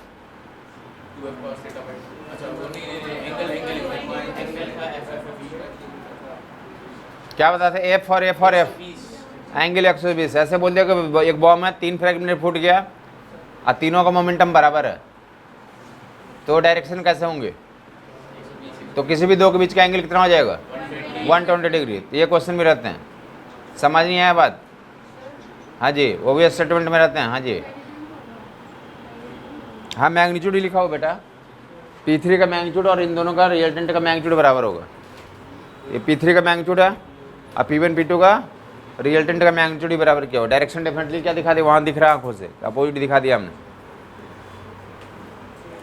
मैग्नीट्यूड बराबर वेक्टर में नहीं लिखा हमने, क्या लिख दिया? स्केलर में लिख दिया, डायरेक्शन अपोजिट दिखा दिया, डायग्राम भी दिखाया हुआ। समझ आई बात? और जितना भी वेक्टर वाला केस करा था वो सारे केस यहाँ पे एप्लीकेबल होंगे। आगे मूव करो, वहाँ वेक्टर में बताया था, क्या बताया था? वेक्टर में बताया था कि रिजल्टेंट 0 करने के लिए इक्वल मैग्नीट्यूड के कितने होने चाहिए? 2। यहाँ पे लागू हो रहा है? हो रहा है ना? 2 वाला केस करा ना, ये रिजल्टेंट पहले क्या था? इनिशियली 0 था, बाद में भी क्या होना चाहिए? तो कितने फ्रैगमेंट में मिनिमम फूटेंगे? 2 में फूटेंगे। 2 में फूटेंगे तो जो क्या कंडीशन होगा? मैग्नीट्यूड के बराबर होनी चाहिए डायरेक्शन। 3 में भी फूट सकते हैं। तो 3 में फूटेंगे तो क्या दिख रहा तुम्हें? तो सेम प्लेन में रहेंगे और रिजल्टेंट वहाँ भी क्या हो जाएगा? समझ आ गया होगा लोगों को? तो जो वेक्टर में पढ़ा उसका रिवर्स फिनोमेना एक प्रैक्टिकल यहाँ पे देख रहे हैं। तो आगे मूव करोगे, आगे जो है तो 4-5 वाले केसेस भी आ सकते। 4 फ्रैगमेंट में फूट गया, क्या लिखोगे? 4 फ्रैगमेंट में फूट गया, 4 में फूट गया, 4 में फूट गया, क्या लिखोगे? तो P1 plus P2 plus P3 plus P4 is equal to 0। P1 P2 P3 plus P4 is equal to 0।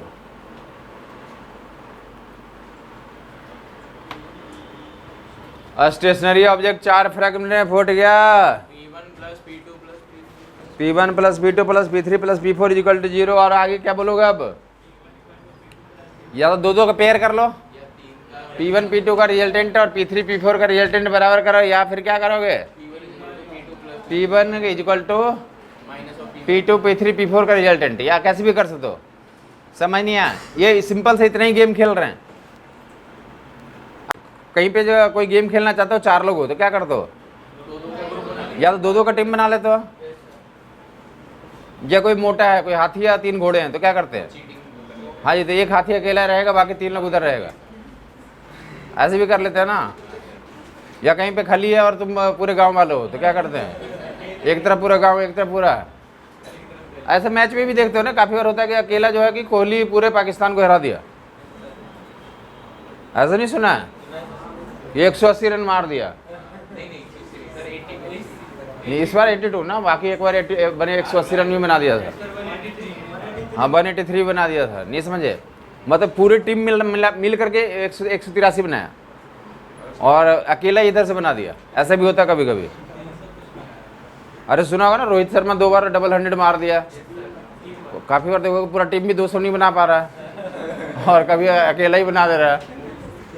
तो एक टीम में अकेला हो गया, एक टीम में 11 हो गया, ऐसे कर देते हैं। समझ आई बात? नहीं तो ऐसे ही सिंपल गेम खेल रहे हैं। किसी को दिक्कत चल रही तो बताएगा। सिंपल सा ऐसे गली मोहल्ले में जो गेम खेलते हैं कि आप स्टेमिना अनुसार से आप कर लेते हैं कि इधर रहो इधर रहो, या समटाइम्स तुम्हारा पेट भरा हुआ तो उसमें भी ऐसा करते हैं कि पेट भरा हुआ तो अगर तुम्हारे सामने 3 पिज्जा रख दी जाए तो बाकी बोलते हैं मैं आधा खाऊंगा, बाकी तुम लोग खा जाओ। ऐसे नहीं करते हैं क्या? उसे भूख लग जाती है। ऐसा कुछ नहीं है, भरा हुआ पेट है तो फिर जो है कोई खाना टेस्टी कब कब क्यों लगता है?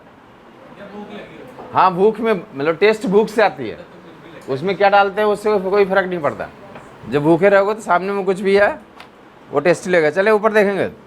लोगों को कन्फ्यूजन होता है कि मसाले से टेस्ट आता है, मसाले से कोई टेस्ट नहीं है, तुम्हारा डिपेंड करेगा तुम कितने भूखे हो। आगे मैं बोलना चाहता हूँ 5 में फूट गए, 5 में फूट गए, 6 में फूट गए, 5 में फूट गए। ये नियम भी है कि जब बहुत जोरदार भूख लगी तो खाना तभी खाना भी चाहिए, नहीं समझे? तुम जब एक डॉक्टर बनने का एक आयुर्वेद भी होता है, तो आयुर्वेद भी यही बोला जाता है कि खाना तभी खाना चाहिए जब बहुत तेज भूख लगी हो, सिंपल भूख में नहीं खाना चाहिए। जब जोरदार यहाँ तो उल्टा टाइम हो गया खाना है भाई भूख लगा ना लगा लेकिन टाइम हो गया है। चले ऊपर करें, देखें आप कितने लोग हैं? 5 में फूट गए। रिजल्टेंट जीरो करना है, स्टेशनरी सिस्टम था तो सबका रिजल्टेंट जीरो करना ही करना, हाँ या नहीं? तो और कितने में फोड़ोगे साहब?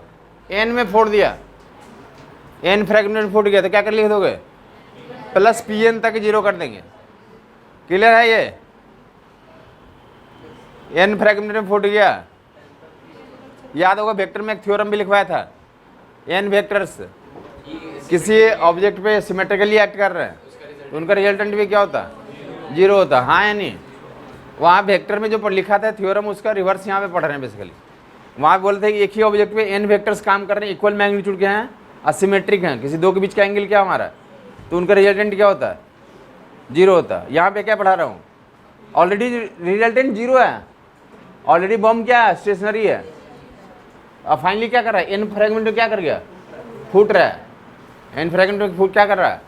तो उन सभी का वेक्टर एडिशन क्या हो जाएगा? समझ आ गया वो लोगों को? तो वेक्टर वाली काम कर दिया गया, इस पे भी सवाल रहते हैं। बाकी अब नेक्स्ट जो है तो ऑलरेडी मोशन में ऑब्जेक्ट स्प्लिट करेगा, बट स्प्लिट होने से पहले क्या था हमारा? ऑलरेडी मोशन में, ऑब्जेक्ट मोशन में और स्प्लिट करे ऊपर देगा, ऑब्जेक्ट मोशन में और क्या कर गया? स्प्लिट कर गया। वर्टिकल लाइन में कितने गेम बन सकते हैं? ऊपर देगा लोग। यहाँ पे लिख लें कि कितने किलो का? 6 किलो का। कितने किलो का है? और इसको यहाँ से फेंक दिया, 50 मीटर पर सेकेंड से फेंक दिया गया। कितने मीटर पर सेकेंड से फेंक दिया गया? आज जब ये कितनी ऊंचाई पे गया, कितनी ऊंचाई पे गया, कितनी ऊंचाई पे गया, कितनी ऊंचाई पे गया?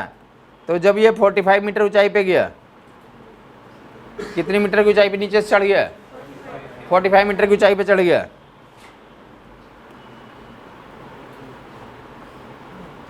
कितने मीटर की ऊंचाई पे चढ़ गया?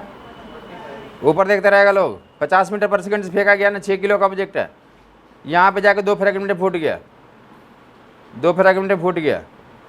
और उसमें एक फ्रैगमेंट के बारे में बोल दिया कि एक फ्रैगमेंट का जो मास है तो कितना किलो? 4 किलो है।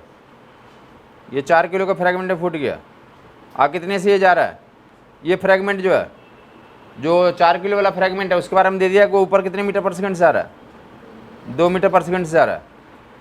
तो इसके बारे में जो बचा कितना? ये 6 किलो का था, ये 4 किलो का है।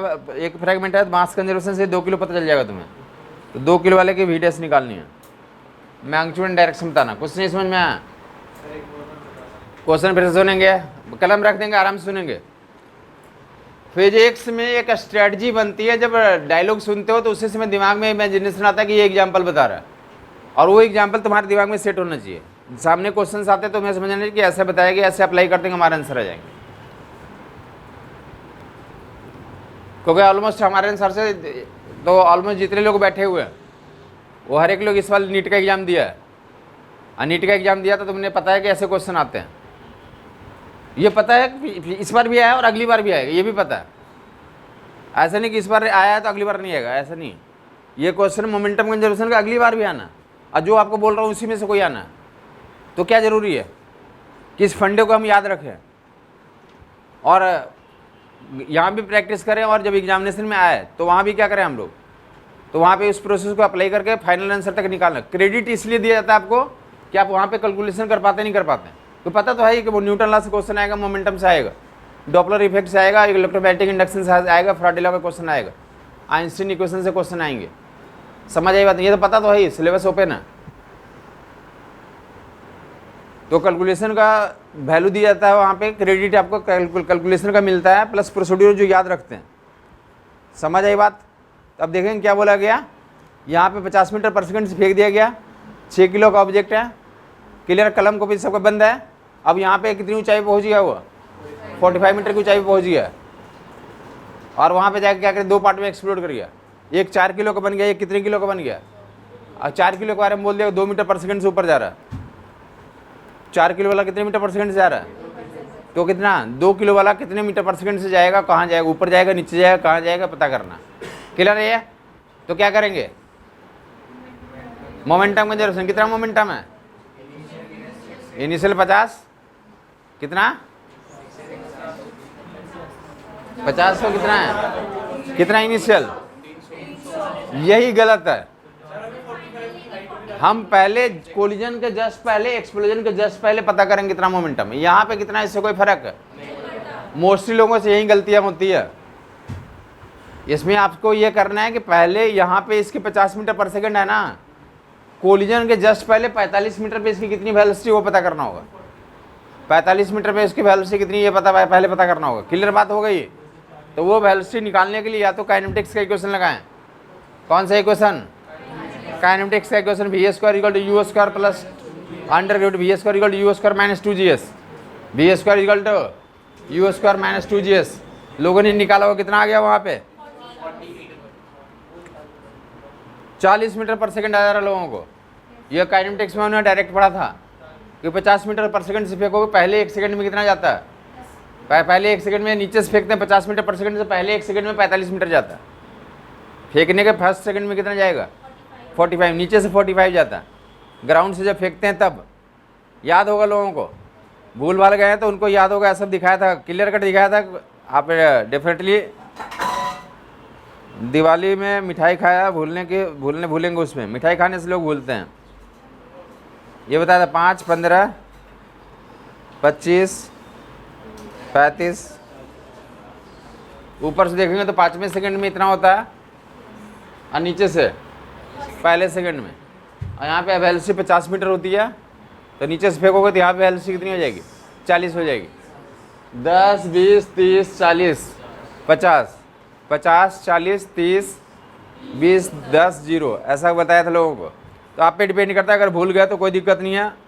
भूलने का तो प्रोसेस ही होता है कि आदमी भूलेगा ही, आदमी है तो क्या करेगा, भूलेगा ही, हाँ या नहीं। तो यू कितना, 50 का स्क्वायर माइनस 2g, 900, 1600 का रूट, तो 40 मीटर पर सेकंड आ जाएगा। या तो ऐसे निकालें, या डायरेक्ट अगर आपको कनेक्ट कर पाते हैं तो कनेक्ट कर लें, 40 मीटर पर सेकंड।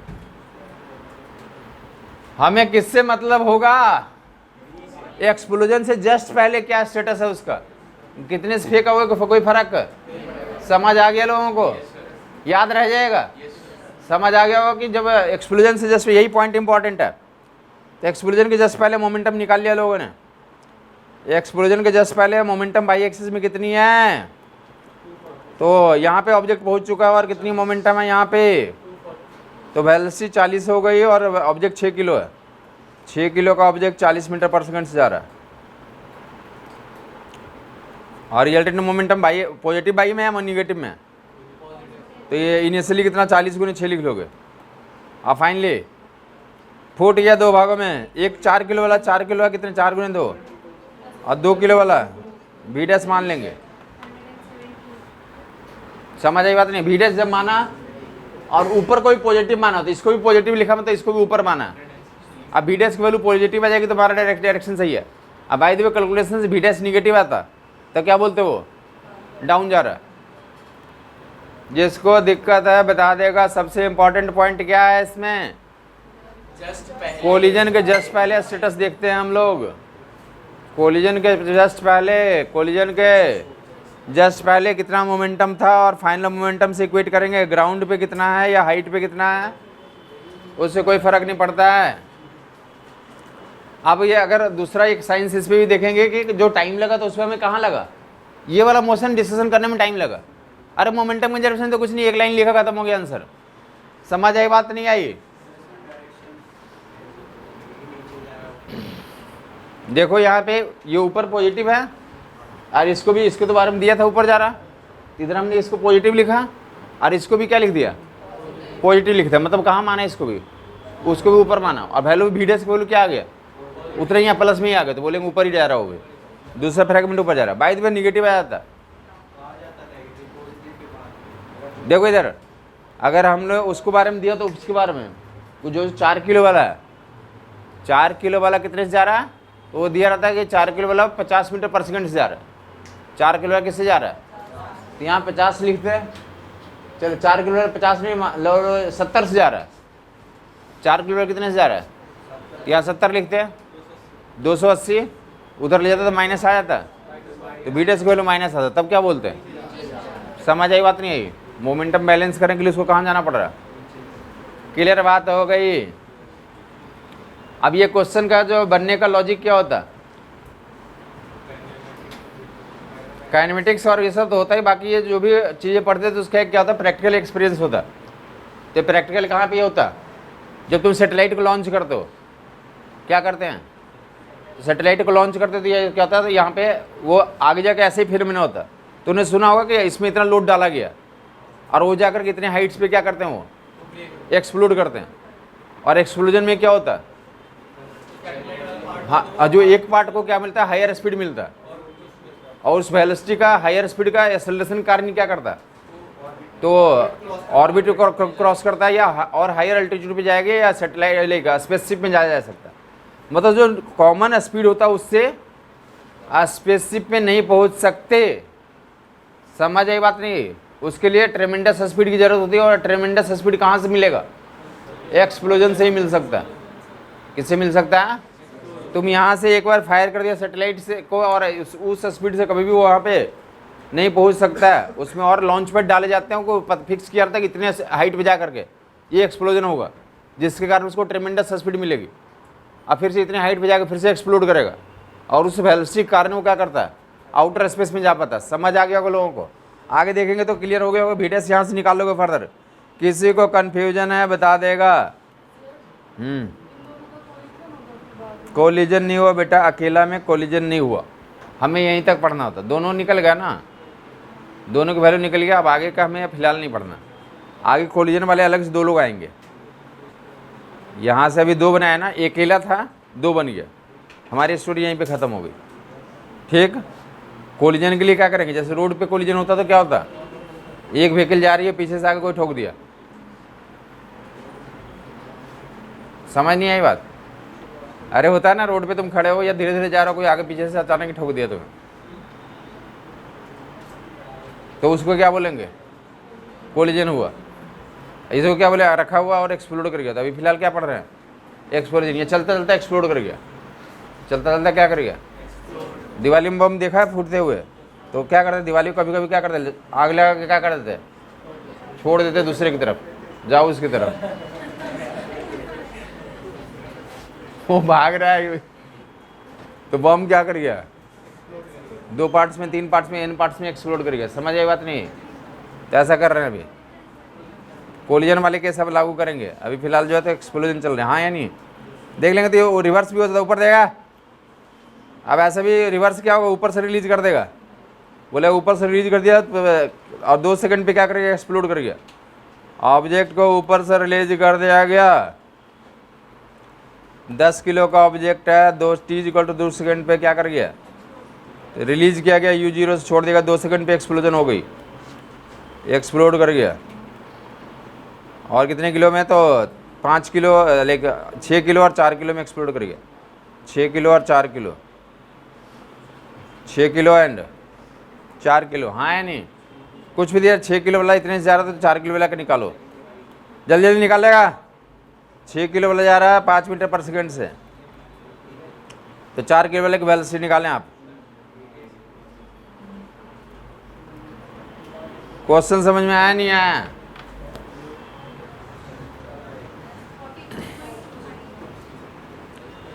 ओके, पता हो गया कि ऊपर से रिलीज किया, 2 सेकंड पे कितना हाइट और कितना वेलोसिटी आ गई होगी, 20 मीटर पर सेकंड। 2 सेकंड पे वेलोसिटी निकालना याद है तुम लोगों को, GT, G × T 20 मीटर पर सेकंड। फूटने के जस्ट पहले कितना मोमेंटम, 10 × 2, 10 × 2 सॉरी 10 × 20, 10 × 20 तो फूटने के जस्ट पहले 200 किधर माइनस जे कैप में, अब फूटने के बाद तो 6 गुने 5 प्लस 4 गुने वी डैश, वो भी माइनस जे कैप में इक्वेट कर दोगे, वी डैश की वैल्यू निकल के आ जाएगी। पॉजिटिव आ गया तो नीचे ही है, निगेटिव आ जाता तो कहाँ जाता वो। समझ आ गया वो लोगों को, जिसको दिक्कत है बोल देगा। इतना आसान काम कर रहे हैं, इतना आसान काम कर रहे हैं। यहाँ पे फूटने के जस्ट पहले वेलोसिटी पता कर लोगे, फूटने के जस्ट पहले। जिसको नहीं समझ में आया बोल देगा। फूटने के जस्ट पहले 10 किलो का ऑब्जेक्ट है, 20 मीटर पर सेकेंड से गिर रहा है। आउटर स्पेस में जाने का फिनोमेना समझा दिया। आनंद आना चाहिए कि ऐसा ऐसा होता है। उसके बाद मोदी साहब का न्यूज़ सुनो। जिस दिन सेटेलाइट लॉन्च होता है उस दिन देखो मोदी साहब जोश में रहते हैं। मोदी साहब को जो वहाँ साइंटिस्ट रहता है ना वो समझाता रहता है कि इतने हाइट पे ये लॉन्च पैड एक्सप्लोड करेगा और इतनी वेलोसिटी मिलेगी। और उसके बाद मोदी साहब जोश में आए थे, भाषण देते इधर। समझ आई बात नहीं आई? चले तो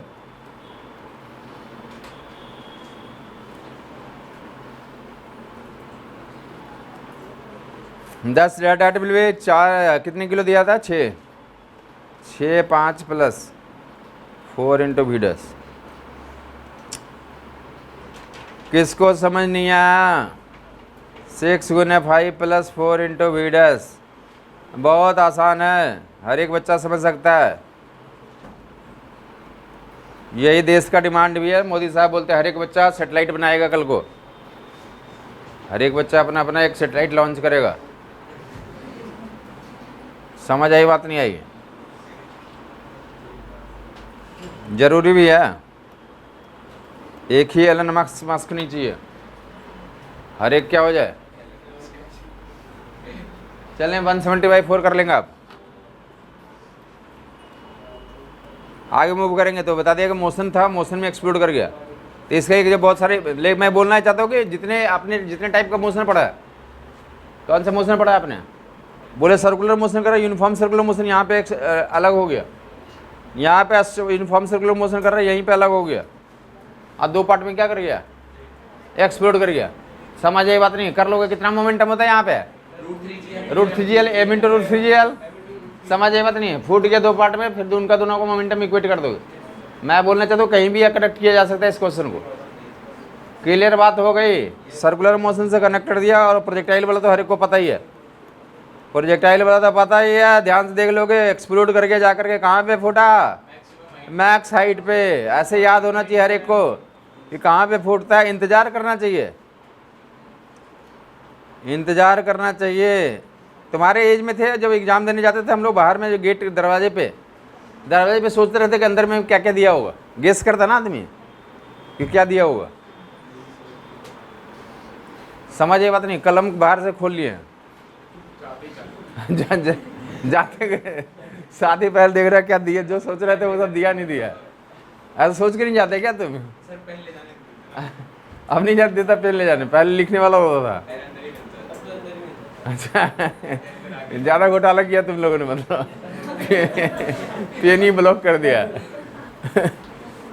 बहुत सारा मतलब बीच में कुछ आया गया था ऐसा सिस्टम ना कि आप लोग ऐसा डिजिटल पेन ले जाता आदमी, पहले से लिखा रहता उसमें।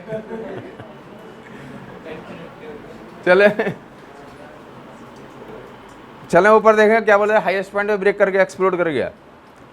ये कॉमन से फिनोमेना है, हाईएस्ट पॉइंट पे एक्सप्लोड कर गया। मास m का ऑब्जेक्ट है, प्रोजेक्टाइल था। एक्सप्लोजन के पहले का सिचुएशन और एक्सप्लोजन के बाद 2 पार्ट्स में एक्सप्लोड कर गया। एक्सप्लोजन के पहले का सिचुएशन ये है और एक्सप्लोजन के बाद एक एक्सप्लोड कर गया। मास रेशियो 1:1 में एक्सप्लोड कर गया। एक पार्ट आगे जा रहा है, दूसरा पीछे लौट गया। पहले अकेला था, बिफोर कोलिजन, बिफोर एक्सप्लोजन ये है, बिफोर एक्सप्लोजन ये है। समझ आ गया? कहाँ पे एक्सप्लोजन होने वाला है? मैक्सिमम हाइट पे। कौन बताएगा मोमेंटम कितना है उसके पास? mu cos theta. अब आपको पता होना चाहिए कि मैक्सिमम हाइट पे वेलोसिटी u cos थीटा होता है। प्रोजेक्टाइल के बारे में पता होना चाहिए कि u वेलोसिटी से और m मास का प्रोजेक्टाइल को u वेलोसिटी से थीटा एंगल फेंक दिया गया। m मास के प्रोजेक्टाइल को u वेलोसिटी से थीटा एंगल फेंक दिया गया। ये फिनोमेना जो है तो हमने काफ़ी बार प्रोजेक्टाइल में तो कम से कम 10 बार तो रिपीट करा होगा ना कि एम मास का प्रोजेक्टाइल है, यूएस स्पीड से थीटा एंगल फेंक देगा, हॉरिजॉन्टल से थीटा एंगल फेंक देगा। अब यहाँ पे अंडरस्टूड है आपके लिए प्रोजेक्टाइल का मतलब इतना तो जानते ही आप, highest point of velocity you cos theta होती है। Highest point of velocity you cos theta डाल दो। यू कॉस 2 पार्ट में फूट गया। एक पार्ट के बारे में दिया हुआ कि जो एक पार्ट जो है इक्वल मास रेशियो में फूट गया। किस बार रेशियो में फूट गया? ये मास m था तो कितने मास ले लोगे? m/2 में फूट गया। और बोल दिया कि एक पार्ट जो है पॉइंट ऑफ प्रोजेक्शन पे लौट जाता है। एक पार्ट कहाँ लौट जाता है? और returns two point of projection. POP मतलब पॉइंट ऑफ प्रोजेक्शन। एक फ्रेगमेंट के बारे में दिया रहेगा, एक फ्रेगमेंट के बारे में दिया रहेगा। समझ नहीं आई बात? ये किसी भी प्रोसेस में कुछ इन्फॉर्मेशन तो दिए रहते हैं एक फ्रेगमेंट के बारे में। जैसे तुम्हारा ससुराल में शादी भी होगा, ससुराल भी होगा तो एक बार दिखाएंगे कि तुम्हारे ये ससुराल है, एक बार ले जाकर रास्ता दिखा देंगे। ऐसा नहीं कि रास्ते नहीं दिखा, तुम भटक रहे हो ससुराल पर और आदमी एक बार देखता तो भूलता नहीं है। फिर अगर वो एक बार देख लिया तो फिर वो भूलेगा ही नहीं। चलें, तो एक फ्रेगमेंट के बारे में बोल दिया। एक फ्रेगमेंट कहाँ लौट गया? पॉइंट ऑफ प्रोजेक्शन पे लौट गया। तो दूसरे फ्रेगमेंट के बारे में चर्चा करें। समझ आई बात? ऐसा लिखा रहेगा, क्वेश्चन में लिखा रहता। तो इनिशियल मोमेंटम कितना बताएंगे? एक ही फ्रेगमेंट था इनिशियली, mu cos थीटा। बाद में तो एक फ्रेगमेंट के बारे में बोल रखा कि पीछे जा रहा है, मतलब यहाँ पे लौटने का मतलब है कि पीछे गया होगा तभी तो लौटा है यहाँ पे। और दूसरा फ्रेगमेंट तो हमने इसको mu cos थीटा को प्लस में लिखा ना, मतलब आगे के डायरेक्शन में क्या माना? राइट को प्लस माना। तो इसका मान लीजिए v डैश से जा रहा आगे, m/2 v डैश से आगे जा रहा है। इसको क्या माना? v डैश को पॉजिटिव माना। समझ आई बात? राइट को पॉजिटिव माना। तो लौट जाने का मतलब कहाँ लौट गया? वापस लौट गया। तो उसको क्या लोगे? और उसके बारे में ध्यान सुनोगे। हाँ जी, यू cos थीटा होगी, क्योंकि हमें पता है कि यहाँ से फेंकेंगे तो ऊपर वेलोसिटी यू cos थीटा हो जाती है। तो यू cos थीटा से फेंकेंगे तभी वहाँ पे लौटेगा। रिवर्सिबिलिटी बोलते हैं। क्या बोलते हैं इसे? समझ आ गई बात? यहाँ से फेंकते हैं, हाईएस्ट पे कितनी वेलोसिटी होती है? किधर होती है? हॉरिजॉन्टल। तो टॉप से बैठ के यू cos थीटा वेलोसिटी दोगे तो क्या लौट जाएगा एग्जैक्टली? तो बोल रखा पॉइंट ऑफ प्रोजेक्शन पे लौट गया, मतलब हाईएस्ट पॉइंट उसको वेलोसिटी बैकवर्ड डायरेक्शन में कितना मिला था? You cos theta. तो माइनस, हाँ जी क्वेश्चन में बेटा बोला कि तुम बताओ, एक लाइन बोल सकते हो? बोलो एक प्रोजेक्टाइल है, माई मास m का है, वेलोसिटी u से हॉरिजॉन्टल से थीटा एंगल फेंक दिया, तो कहाँ पहुँच जाएगा? पहुँचते पहुँचते हाईएस्ट पॉइंट पहुँच गया। हाईएस्ट पॉइंट पे जाके प्रोजेक्टाइल एक्सप्लोड कर गया। हाईएस्ट पॉइंट पर प्रोजेक्टाइल क्या कर दिया? और कितने पार्ट में बोला? 2 पार्ट में। और 2 पार्ट का मास रेशियो 1:1 है, ऐसा बोल दिया। और जो एक्सप्लोजन हुआ 2 पार्ट, तो उसमें बोले एक पार्ट जो है एक्सप्लोड करने के बाद पॉइंट ऑफ प्रोजेक्शन पे ही वापस लौट जाता है। तो दूसरे पार्ट की वेलोसिटी निकालो।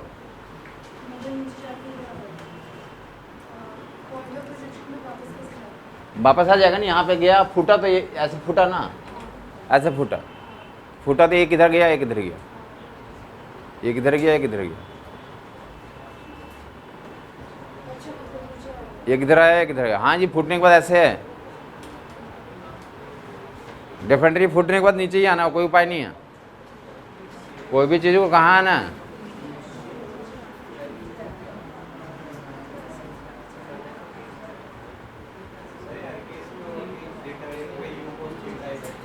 नहीं, इस क्वेश्चन के लिए बोला गया, मेंशन है इसमें। अलग क्वेश्चन के लिए अलग होगा, कुछ और कंडीशन दिया रहेगा, कोई और कंडीशन दिया रहेगा तो और हो जाएगा। फिलहाल इस क्वेश्चन के लिए बोला गया। यही तो बोल रहा हूँ बेटा कि एक आदमी का एक ससुराल होता है, ऐसा नहीं कि उसी ससुराल में सब लोग घुस गए। इतना तो जानते हो ना कि एक आदमी का, ऐसा नहीं कि तुम बोलो मेरा भी वही है, मेरा भी वही है, ऐसा थोड़ी करते हैं। हर एक क्वेश्चन में वही कॉन्सेप्ट नहीं लगाते हैं। इस क्वेश्चन में क्वेश्चन स्पेसिफिक दिया हुआ कि वापस लौट गया वहाँ पे, अलग क्वेश्चन में अलग कंडीशन कुछ अप्लाई कर देगा, अलग क्वेश्चन में अलग कंडीशन अप्लाई कर देगा। समझ आ गया होगा लोगों को?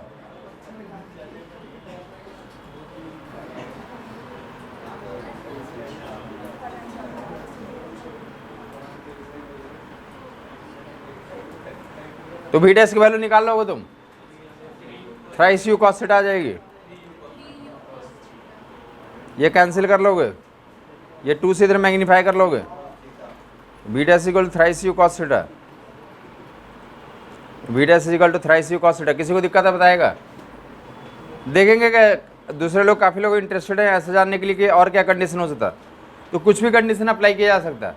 सी ऊपर देखेंगे, इसमें ये 1:1 में फूट गया, दूसरा कंडीशन बता रहा हूं। अब कौन सा कंडीशन? ये पॉइंट ऑफ प्रोजेक्शन पे नहीं लौट रहा, बोला कि 2 फ्रेगमेंट फूटा है, एक फ्रेगमेंट वहीं पे स्टेशनरी आ गया, रेस्ट में आ गया। 2 फ्रेगमेंट में फूटा, एक फ्रेगमेंट किस में आ गया? रेस्ट में आ गया। एक फ्रेगमेंट किस में आ गया? समझ आई बात? इसका मतलब तो क्या करोगे तुम? वो फ्रेगमेंट के बारे में सोचो, क्या होगा उसका ग्रेविटी, अंडर ग्रेविटी मोशन होगा, फ्री फॉल होगा। ऐसा नहीं समझेंगे कि रेस्ट में आने का मतलब वहीं पर रहेगा वो। समझ आई बात? नहीं, रेस्ट में आने का ये मतलब बोला जा रहा है कि वहाँ पे एक्सप्लोजन के कारण दूसरे फ्रेगमेंट को हॉरिजॉन्टल में कोई मोशन नहीं मिला, हॉरिजॉन्टल नहीं मोशन मिला, लेकिन वर्टिकल में तो मिल जाएगा ना अपने आप, वर्टिकल में तो अपने आप क्या मिल जाएगा। समझ आ गया? तो क्वेश्चन में लिखा रहा है कि मास एम का प्रोजेक्टाइल को यू वेलोसिटी से थीटा एंगल पे फेंक दिया गया, हाईएस्ट पॉइंट पे 2 फ्रेगमेंट में फूट जाता है, and 1 part comes to rest immediately after explosion. एक पार्ट किस में आ जाता है? इमीडिएटली रेस्ट में आ जाता है। तो इसका ये मतलब नहीं होता कि वहीं पे रहेगा, इसका मतलब है कि अंडर ग्रेविटी में फॉल करेगा। इसका बस इतना ही मतलब कि एक्सप्लोजन के कारण उसको हॉरिजॉन्टल में कोई मोमेंटम, पूरा का पूरा मोमेंटम किसको मिल गया? दूसरे पार्ट को मिल गया। समझ आई बात? दूसरा कंडीशन लागू हो गया। तो ऐसे कोई भी कंडीशन बनाया जा सकता है। किसी को दिक्कत है बता देगा? कुछ भी कंडीशन बनाए जा सकते हैं। 1 part come to rest, 1 part rest में आ गया, 1 पार्ट रेस्ट में आ गया, 1 पार्ट रेस्ट में आ गया। हाँ, दूसरा पार्ट की वेलोसिटी निकालो ना, तो जाएगा। तुम्हें पता नहीं कि इनिशियल मोमेंटम को कंजर्व करने के लिए कहाँ जाएगा वो? इनिशियल मोमेंटम को कंजर्व करने के लिए इनिशियल मोमेंटम कितना है? M U cos theta. Final कितना लिखोगे? m/2 b डैश, और दूसरे का कितना? 0, m/2 0। तो रेस्ट में आ गया, हॉरिजॉन्टल में कंजर्वेशन कर रहे हैं, तो b डैश की वैल्यू निकल गई यहाँ से। मोमेंटम कंजर्व करने के लिए कितने से जाएगा वो आगे?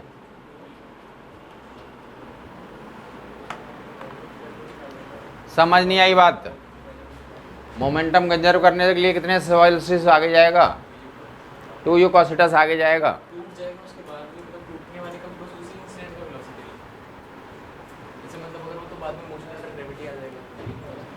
हाँ, ये भी एक पॉइंट है कि लोगों को कन्फ्यूजन रहता है। कन्फ्यूजन ये बोल रहे हैं कि मोमेंटम कंजर्वेशन जस्ट पहले, जस्ट आफ्टर करते हैं। अब आगे उसका जो मोशन होगा उसके बारे में फिर रिक्वायरमेंट होगी, क्वेश्चन पूछेगा तब चर्चा करेंगे, अदरवाइज मोमेंटम कंजर्वेशन काम हो गया। ये बोल रहे हैं कि साहब कि दूसरा वाला पार्ट वो भी तो अंडर ग्रेविटी में जाएगा ना, ऐसे वो तो जाएगा, इसमें कौन सा नहीं बात। अरे वो तो होना ही, आगे का मोशन हॉरिजॉन्टल प्रोजेक्टाइल मोशन आगे होगा, लेकिन उसकी चर्चा जस्ट कोलिजन के पहले, जस्ट कोलिजन के बाद उसकी वेलोसिटी निकाल लिया। हाँ, वो भी मोशन अंडर ग्रेविटी करेगा और वो भी आगे जाएगा, बट हमें ऑन द स्पॉट उतना ही तक तो प्रोसेस, ये वाला प्रोसेस खत्म करना। आगे अगर पूछेगा कहाँ पे जाके गिरा, कितना टाइम में फ्लाइट हुआ, तो फिर से करेंगे, प्रोजेक्टाइल मोशन करेंगे। समझ आई बात? कोलिजन के जस्ट पहले मोमेंटम कंजर्वेशन और कोलिजन के जस्ट आफ्टर मोमेंटम कंजर्वेशन लगाते हैं। ये जो वेलोसिटी निकला कहाँ, किसका निकला? कोलिजन के जस्ट आफ्टर। अब आगे के जो है वेलोसिटी तो अंडर ग्रेविटी मोशन होगा। अब जो इतनी वेलोसिटी से एक्सप्लोजन के जस्ट बाद निकला, अब वो आगे हॉरिजॉन्टल प्रोजेक्टाइल मोशन करेगा, कहाँ पे जाके गिरेगा, कितने टाइम के बाद जाके गिरेगा, तो वो सबको आगे आप निकाल सकते हैं। समझ आई बात? आगे का फर्दर मोशन इसमें डिस्कशन किया जा सकता है। क्लियर हो गया? तो मूविंग पार्ट क्या कर गया? एक्सप्लोड कर गया। मूविंग पार्ट क्या कर गया, एक्सप्लोड कर गया। तो ऐसा काम कर लोगे तुम। एक स्टेशनरी वाला था, दूसरा क्या था हमारा, मूविंग पार्ट ऑलरेडी मोशन में है और एक्सप्लोजन कर रहा है। ताकि मैं तो हेडिंग डालते हैं कोलिजन के लिए मूव करते हैं हम लोग। कुछ पार्ट्स आप लोग लिख लें यहाँ पे, नेक्स्ट टाइम इस पर डिस्कशन करेंगे। कोलिजन के लिए तो मान के चलते हैं कि 2 ऑब्जेक्ट हैं। कितने ऑब्जेक्ट हैं? अब उनका कोलिजन के लिए तो देखेंगे क्या होता है हमारे पास। तो कोलिजन को पहले डिफाइन करते हैं। कोलिजन को पहले डिफाइन करते हैं कि क्या होता है। एक तरह का कोलिजन ऐसा होता है, देखो इधर, ये क्या है हमारा, ये ऑब्जेक्ट है, दूसरा ऑब्जेक्ट ऐसा ही है। एक ऑब्जेक्ट दूसरा ऑब्जेक्ट दिख रहा है लोगों को, एक ऑब्जेक्ट दूसरा ऑब्जेक्ट, ये 2 दिख रहा है, हाँ या नहीं। ये जो येलो लाइन है दोनों के कहाँ से पास कर रही है, सेंटर से। इसको क्या बोलते हैं, दोनों का कॉमन नॉर्मल। दोनों का क्या बोलते हैं, दोनों के सेंटर से पास करने वाली को क्या बोलते हैं, कॉमन नॉर्मल। दोनों के सेंटर से पास करने वाली लाइन क्या होती है, कॉमन नॉर्मल। क्लियर बात हो गई होगी। तो देखो इधर, ये जा रहा है, दोनों का नॉर्मल कॉमन है, दोनों के कॉमन नॉर्मल के लॉन्ग जो है ये जाकर इससे कोलाइड कर गया, ये से जाकर क्या कर गया, कोलाइड कर गया। तो ऐसे कोलिजन को दोनों का कॉमन नॉर्मल, जो कॉमन नॉर्मल के लॉन्ग जब कोलिजन होता है क्या होता है हमारा, कॉमन नॉर्मल के लॉन्ग कोलिजन होता है। तो उन्होंने नाम बोला क्या, हेड ऑन कोलिजन। ऐसे कोलिजन को क्या बोलते हैं, हेड ऑन कोलिजन। कैसा कोलिजन, समझ आई बात नहीं आई, हेड ऑन।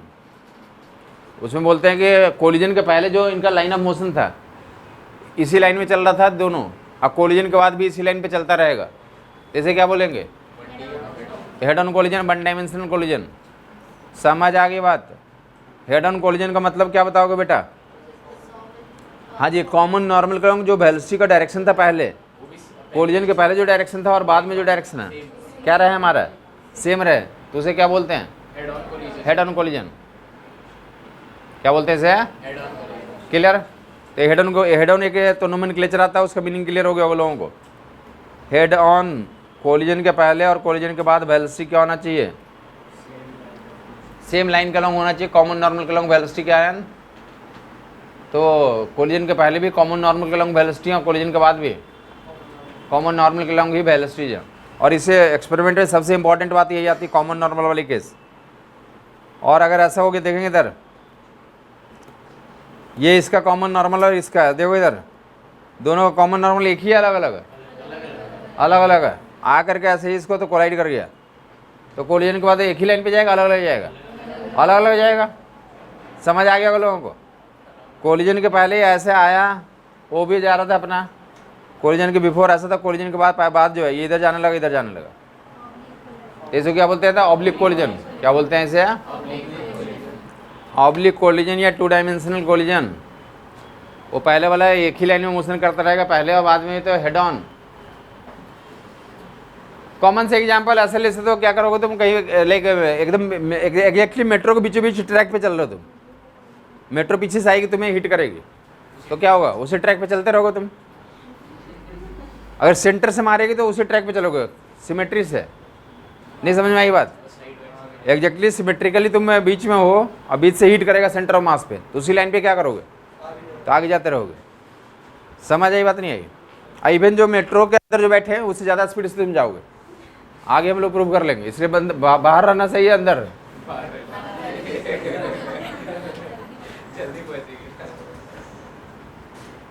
बहुत जल्दी पहुंचोगे कहाँ पहुंचोगे ये पता नहीं है बस।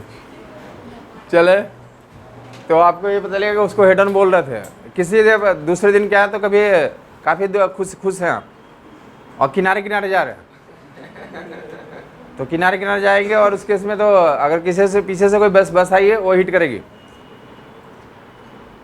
तो तुम किनारे जा रहे हो, बस हिट करेगी अनसिमेट्रिकल पोजीशन पे हो, तो डेफिनेटली इधर जाओगे तुम और बस इधर जाएगी, डिपेंडिंग ऑन द सिचुएशन। समझ आई बात नहीं आई। कॉमन से कहीं पेड़ से टकरा गया, बस देखते हो ना, बस आगे पेड़ से टकराया तो पेड़, बस इधर गिरी होती है और पेड़ इधर गिरा होता है। समझ आ गई बात। तो ऐसे ही बोला जा रहा है यहाँ पे कि कोलिजन के पहले कोलिजन का तो इनका लाइन ऑफ मोशन क्या हो जाएगा, चेंज हो जाएगा। उसको क्या बोलते हैं, ऑब्लिक कोलिजन। क्या बोलते हैं, oblique collision. Oblique collision, oblique collision, दोनों कोलिजन पढ़ने हैं हमें, ऑब्लिक कोलिजन और head on collision. Oblique collision पीछे वाला हेड ऑन था। अब देख लोगे यहाँ पे ये कोलिजन जो था हमारा, एक होता, देखोगे इधर दो M1 M2 नाम दे देता हूँ। कोलिजन के पहले M1 M2 है, कोलिजन के बाद M1 M2, कोलिजन के पहले M1 M2, कोलिजन के बाद M1 M2, दोनों बीच में कोलाइड किया है। कोलिजन के पहले M1 M2, कोलिजन के बाद M1 M2, M1 M2, U1 U2 से जा रहा है। समझ आई बात नहीं आई? कोलिजन के बाद कोलिजन के लिए क्या जरूरी है? M1 जरूरी है कि जरूर ज़्यादा वेलोसिटी चले? तुम्हें भी कोई आगे वाले को कोलाइड करना तो क्या करते हो? तेजी से दौड़ते हो तुम।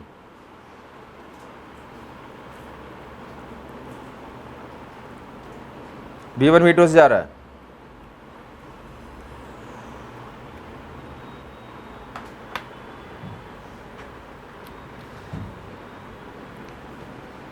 U1 U2 से जा रहा है। कोलिजन के लिए जरूरी है U1 क्या होना चाहिए? ज़्यादा होना चाहिए। ठीक, U1 ज़्यादा होना चाहिए। इंटरेस्टेड है कौन है कोलिजन करने के लिए? M1। तो M1 क्या करें? मैं कोलिजन करूँगा। M1 क्या करते हो? बोलते हो आ रहा मैं कोलिजन करूँगा। समझ आई बात नहीं है? तो U1 माइनस U2 क्या बोलते हैं? Velocity of approach. वो किस लिए अप्रोच कर रहा है? कोलिजन करने के लिए। अप्रोच वेलोसिटी कैसे निकालते हैं? U1 माइनस U2, या रियर ब्लॉक की वेलोसिटी और फॉरवर्ड ब्लॉक की वेलोसिटी को माइनस कर दोगे तो क्या निकल जाएगा? Approach velocity, velocity of approach, velocity of approach, velocity of approach U1 minus U2। बहुत ही इंपॉर्टेंट पैरामीटर डिफाइन करने जा रहा हूँ। U1 आया M1 आया और कोलिजन किया। कोलिजन के लिए कौन इंटरेस्टेड था? M1 इंटरेस्टेड था, कोलिजन कर गया। अब कोलिजन के बाद क्या करेगा? तो फिर से वेलोसिटी का कुछ एक्सचेंज होगा। अब वो जो है तो M2 तो वैसे भी इंटरेस्ट नहीं था, भागना चाहेगा। V2 माइनस V1 लिखोगे तो क्या बोलते हैं? Velocity of separation. Velocity of separation कैसे लिखते हैं? फॉरवर्ड एंड बैकवर्ड ब्लॉक का डिफरेंस, आगे वाला ब्लॉक और पीछे वाला ब्लॉक के वेलोसिटी का डिफरेंस को क्या बोलते हैं? Velocity of separation. Separation velocity and approach velocity, दोनों का रेशियो ले ले तो that is called coefficient of restitution. बहुत इंपॉर्टेंट पैरामीटर है। कोलिजन के लिए कौन इंटरेस्टेड था? M1। तो M1 अप्रोच कर रहा है U1 माइनस U2, और velocity of separation and approach का रेशियो ले ले तो that is called coefficient of restitution. और उसके बेसिस पे सेपरेशन एंड अप्रोच, बहुत important formula U1 minus U2। Velocity of separation and velocity of approach का रेशियो क्या बोलते हैं? Coefficient of restitution. और ये देख लोगे यहाँ पे, तो इनके तीन वैल्यूज होती है, एक 0 ले लो, एक 1 ले लो, और एक 0 और 1 के बीच में कुछ भी ले लो। 0 ले लेंगे तो उसको क्या बोलते हैं? परफेक्टली इनइलास्टिक, चिपक गए। सेपरेशन वेलोसिटी क्या हो गई? 0 हो गई। 0 1 एंड कुछ भी ले लो 1/2, तो 0 वाले को क्या बोलते हैं? Completely inelastic, perfectly inelastic. Inelastic collision, चिपक गया, चिपकने वाला कोलिजन। और 1 हो गया तो इलास्टिक बोलते हैं। ई की वैल्यू अगर 1 होगी तो क्या बोलते हैं? और इसको इनइलास्टिक बोलते हैं। क्लियर हो गया? 3 टाइप का कोलिजन, दोनों चिपके हुए रहेगा तो क्या बोलेंगे उससे? Perfectly inelastic. और इनइलास्टिक का मतलब क्या होता है? ई की वैल्यू 0 और 1 के बीच में कुछ भी हो जाए, 1/2, 1/3, 1/4 कुछ भी हो जाए। हाँ है नहीं? ये 1/2 तक नहीं चिपकोगे। ये 0 और 1 के बीच में एनी वैल्यू 1/2, 1/3, 1/4 कुछ भी। ये इनइलास्टिक का मीनिंग समझ में आ गया होगा। परफेक्टली इनइलास्टिक का मतलब बता दो। Completely inelastic, completely inelastic, completely inelastic का मतलब ई की वैल्यू 0, और इनइलास्टिक का मतलब 0 और 1 के बीच में। इलास्टिक का मतलब ई की वैल्यू 1 होना, मतलब जितनी वेलोसिटी जाएगा उतनी बड़ी वेलोसिटी है, तो सेपरेशन और अप्रोच बराबर हो जाना चाहिए। ओके, नेक्स्ट टाइम करते हैं।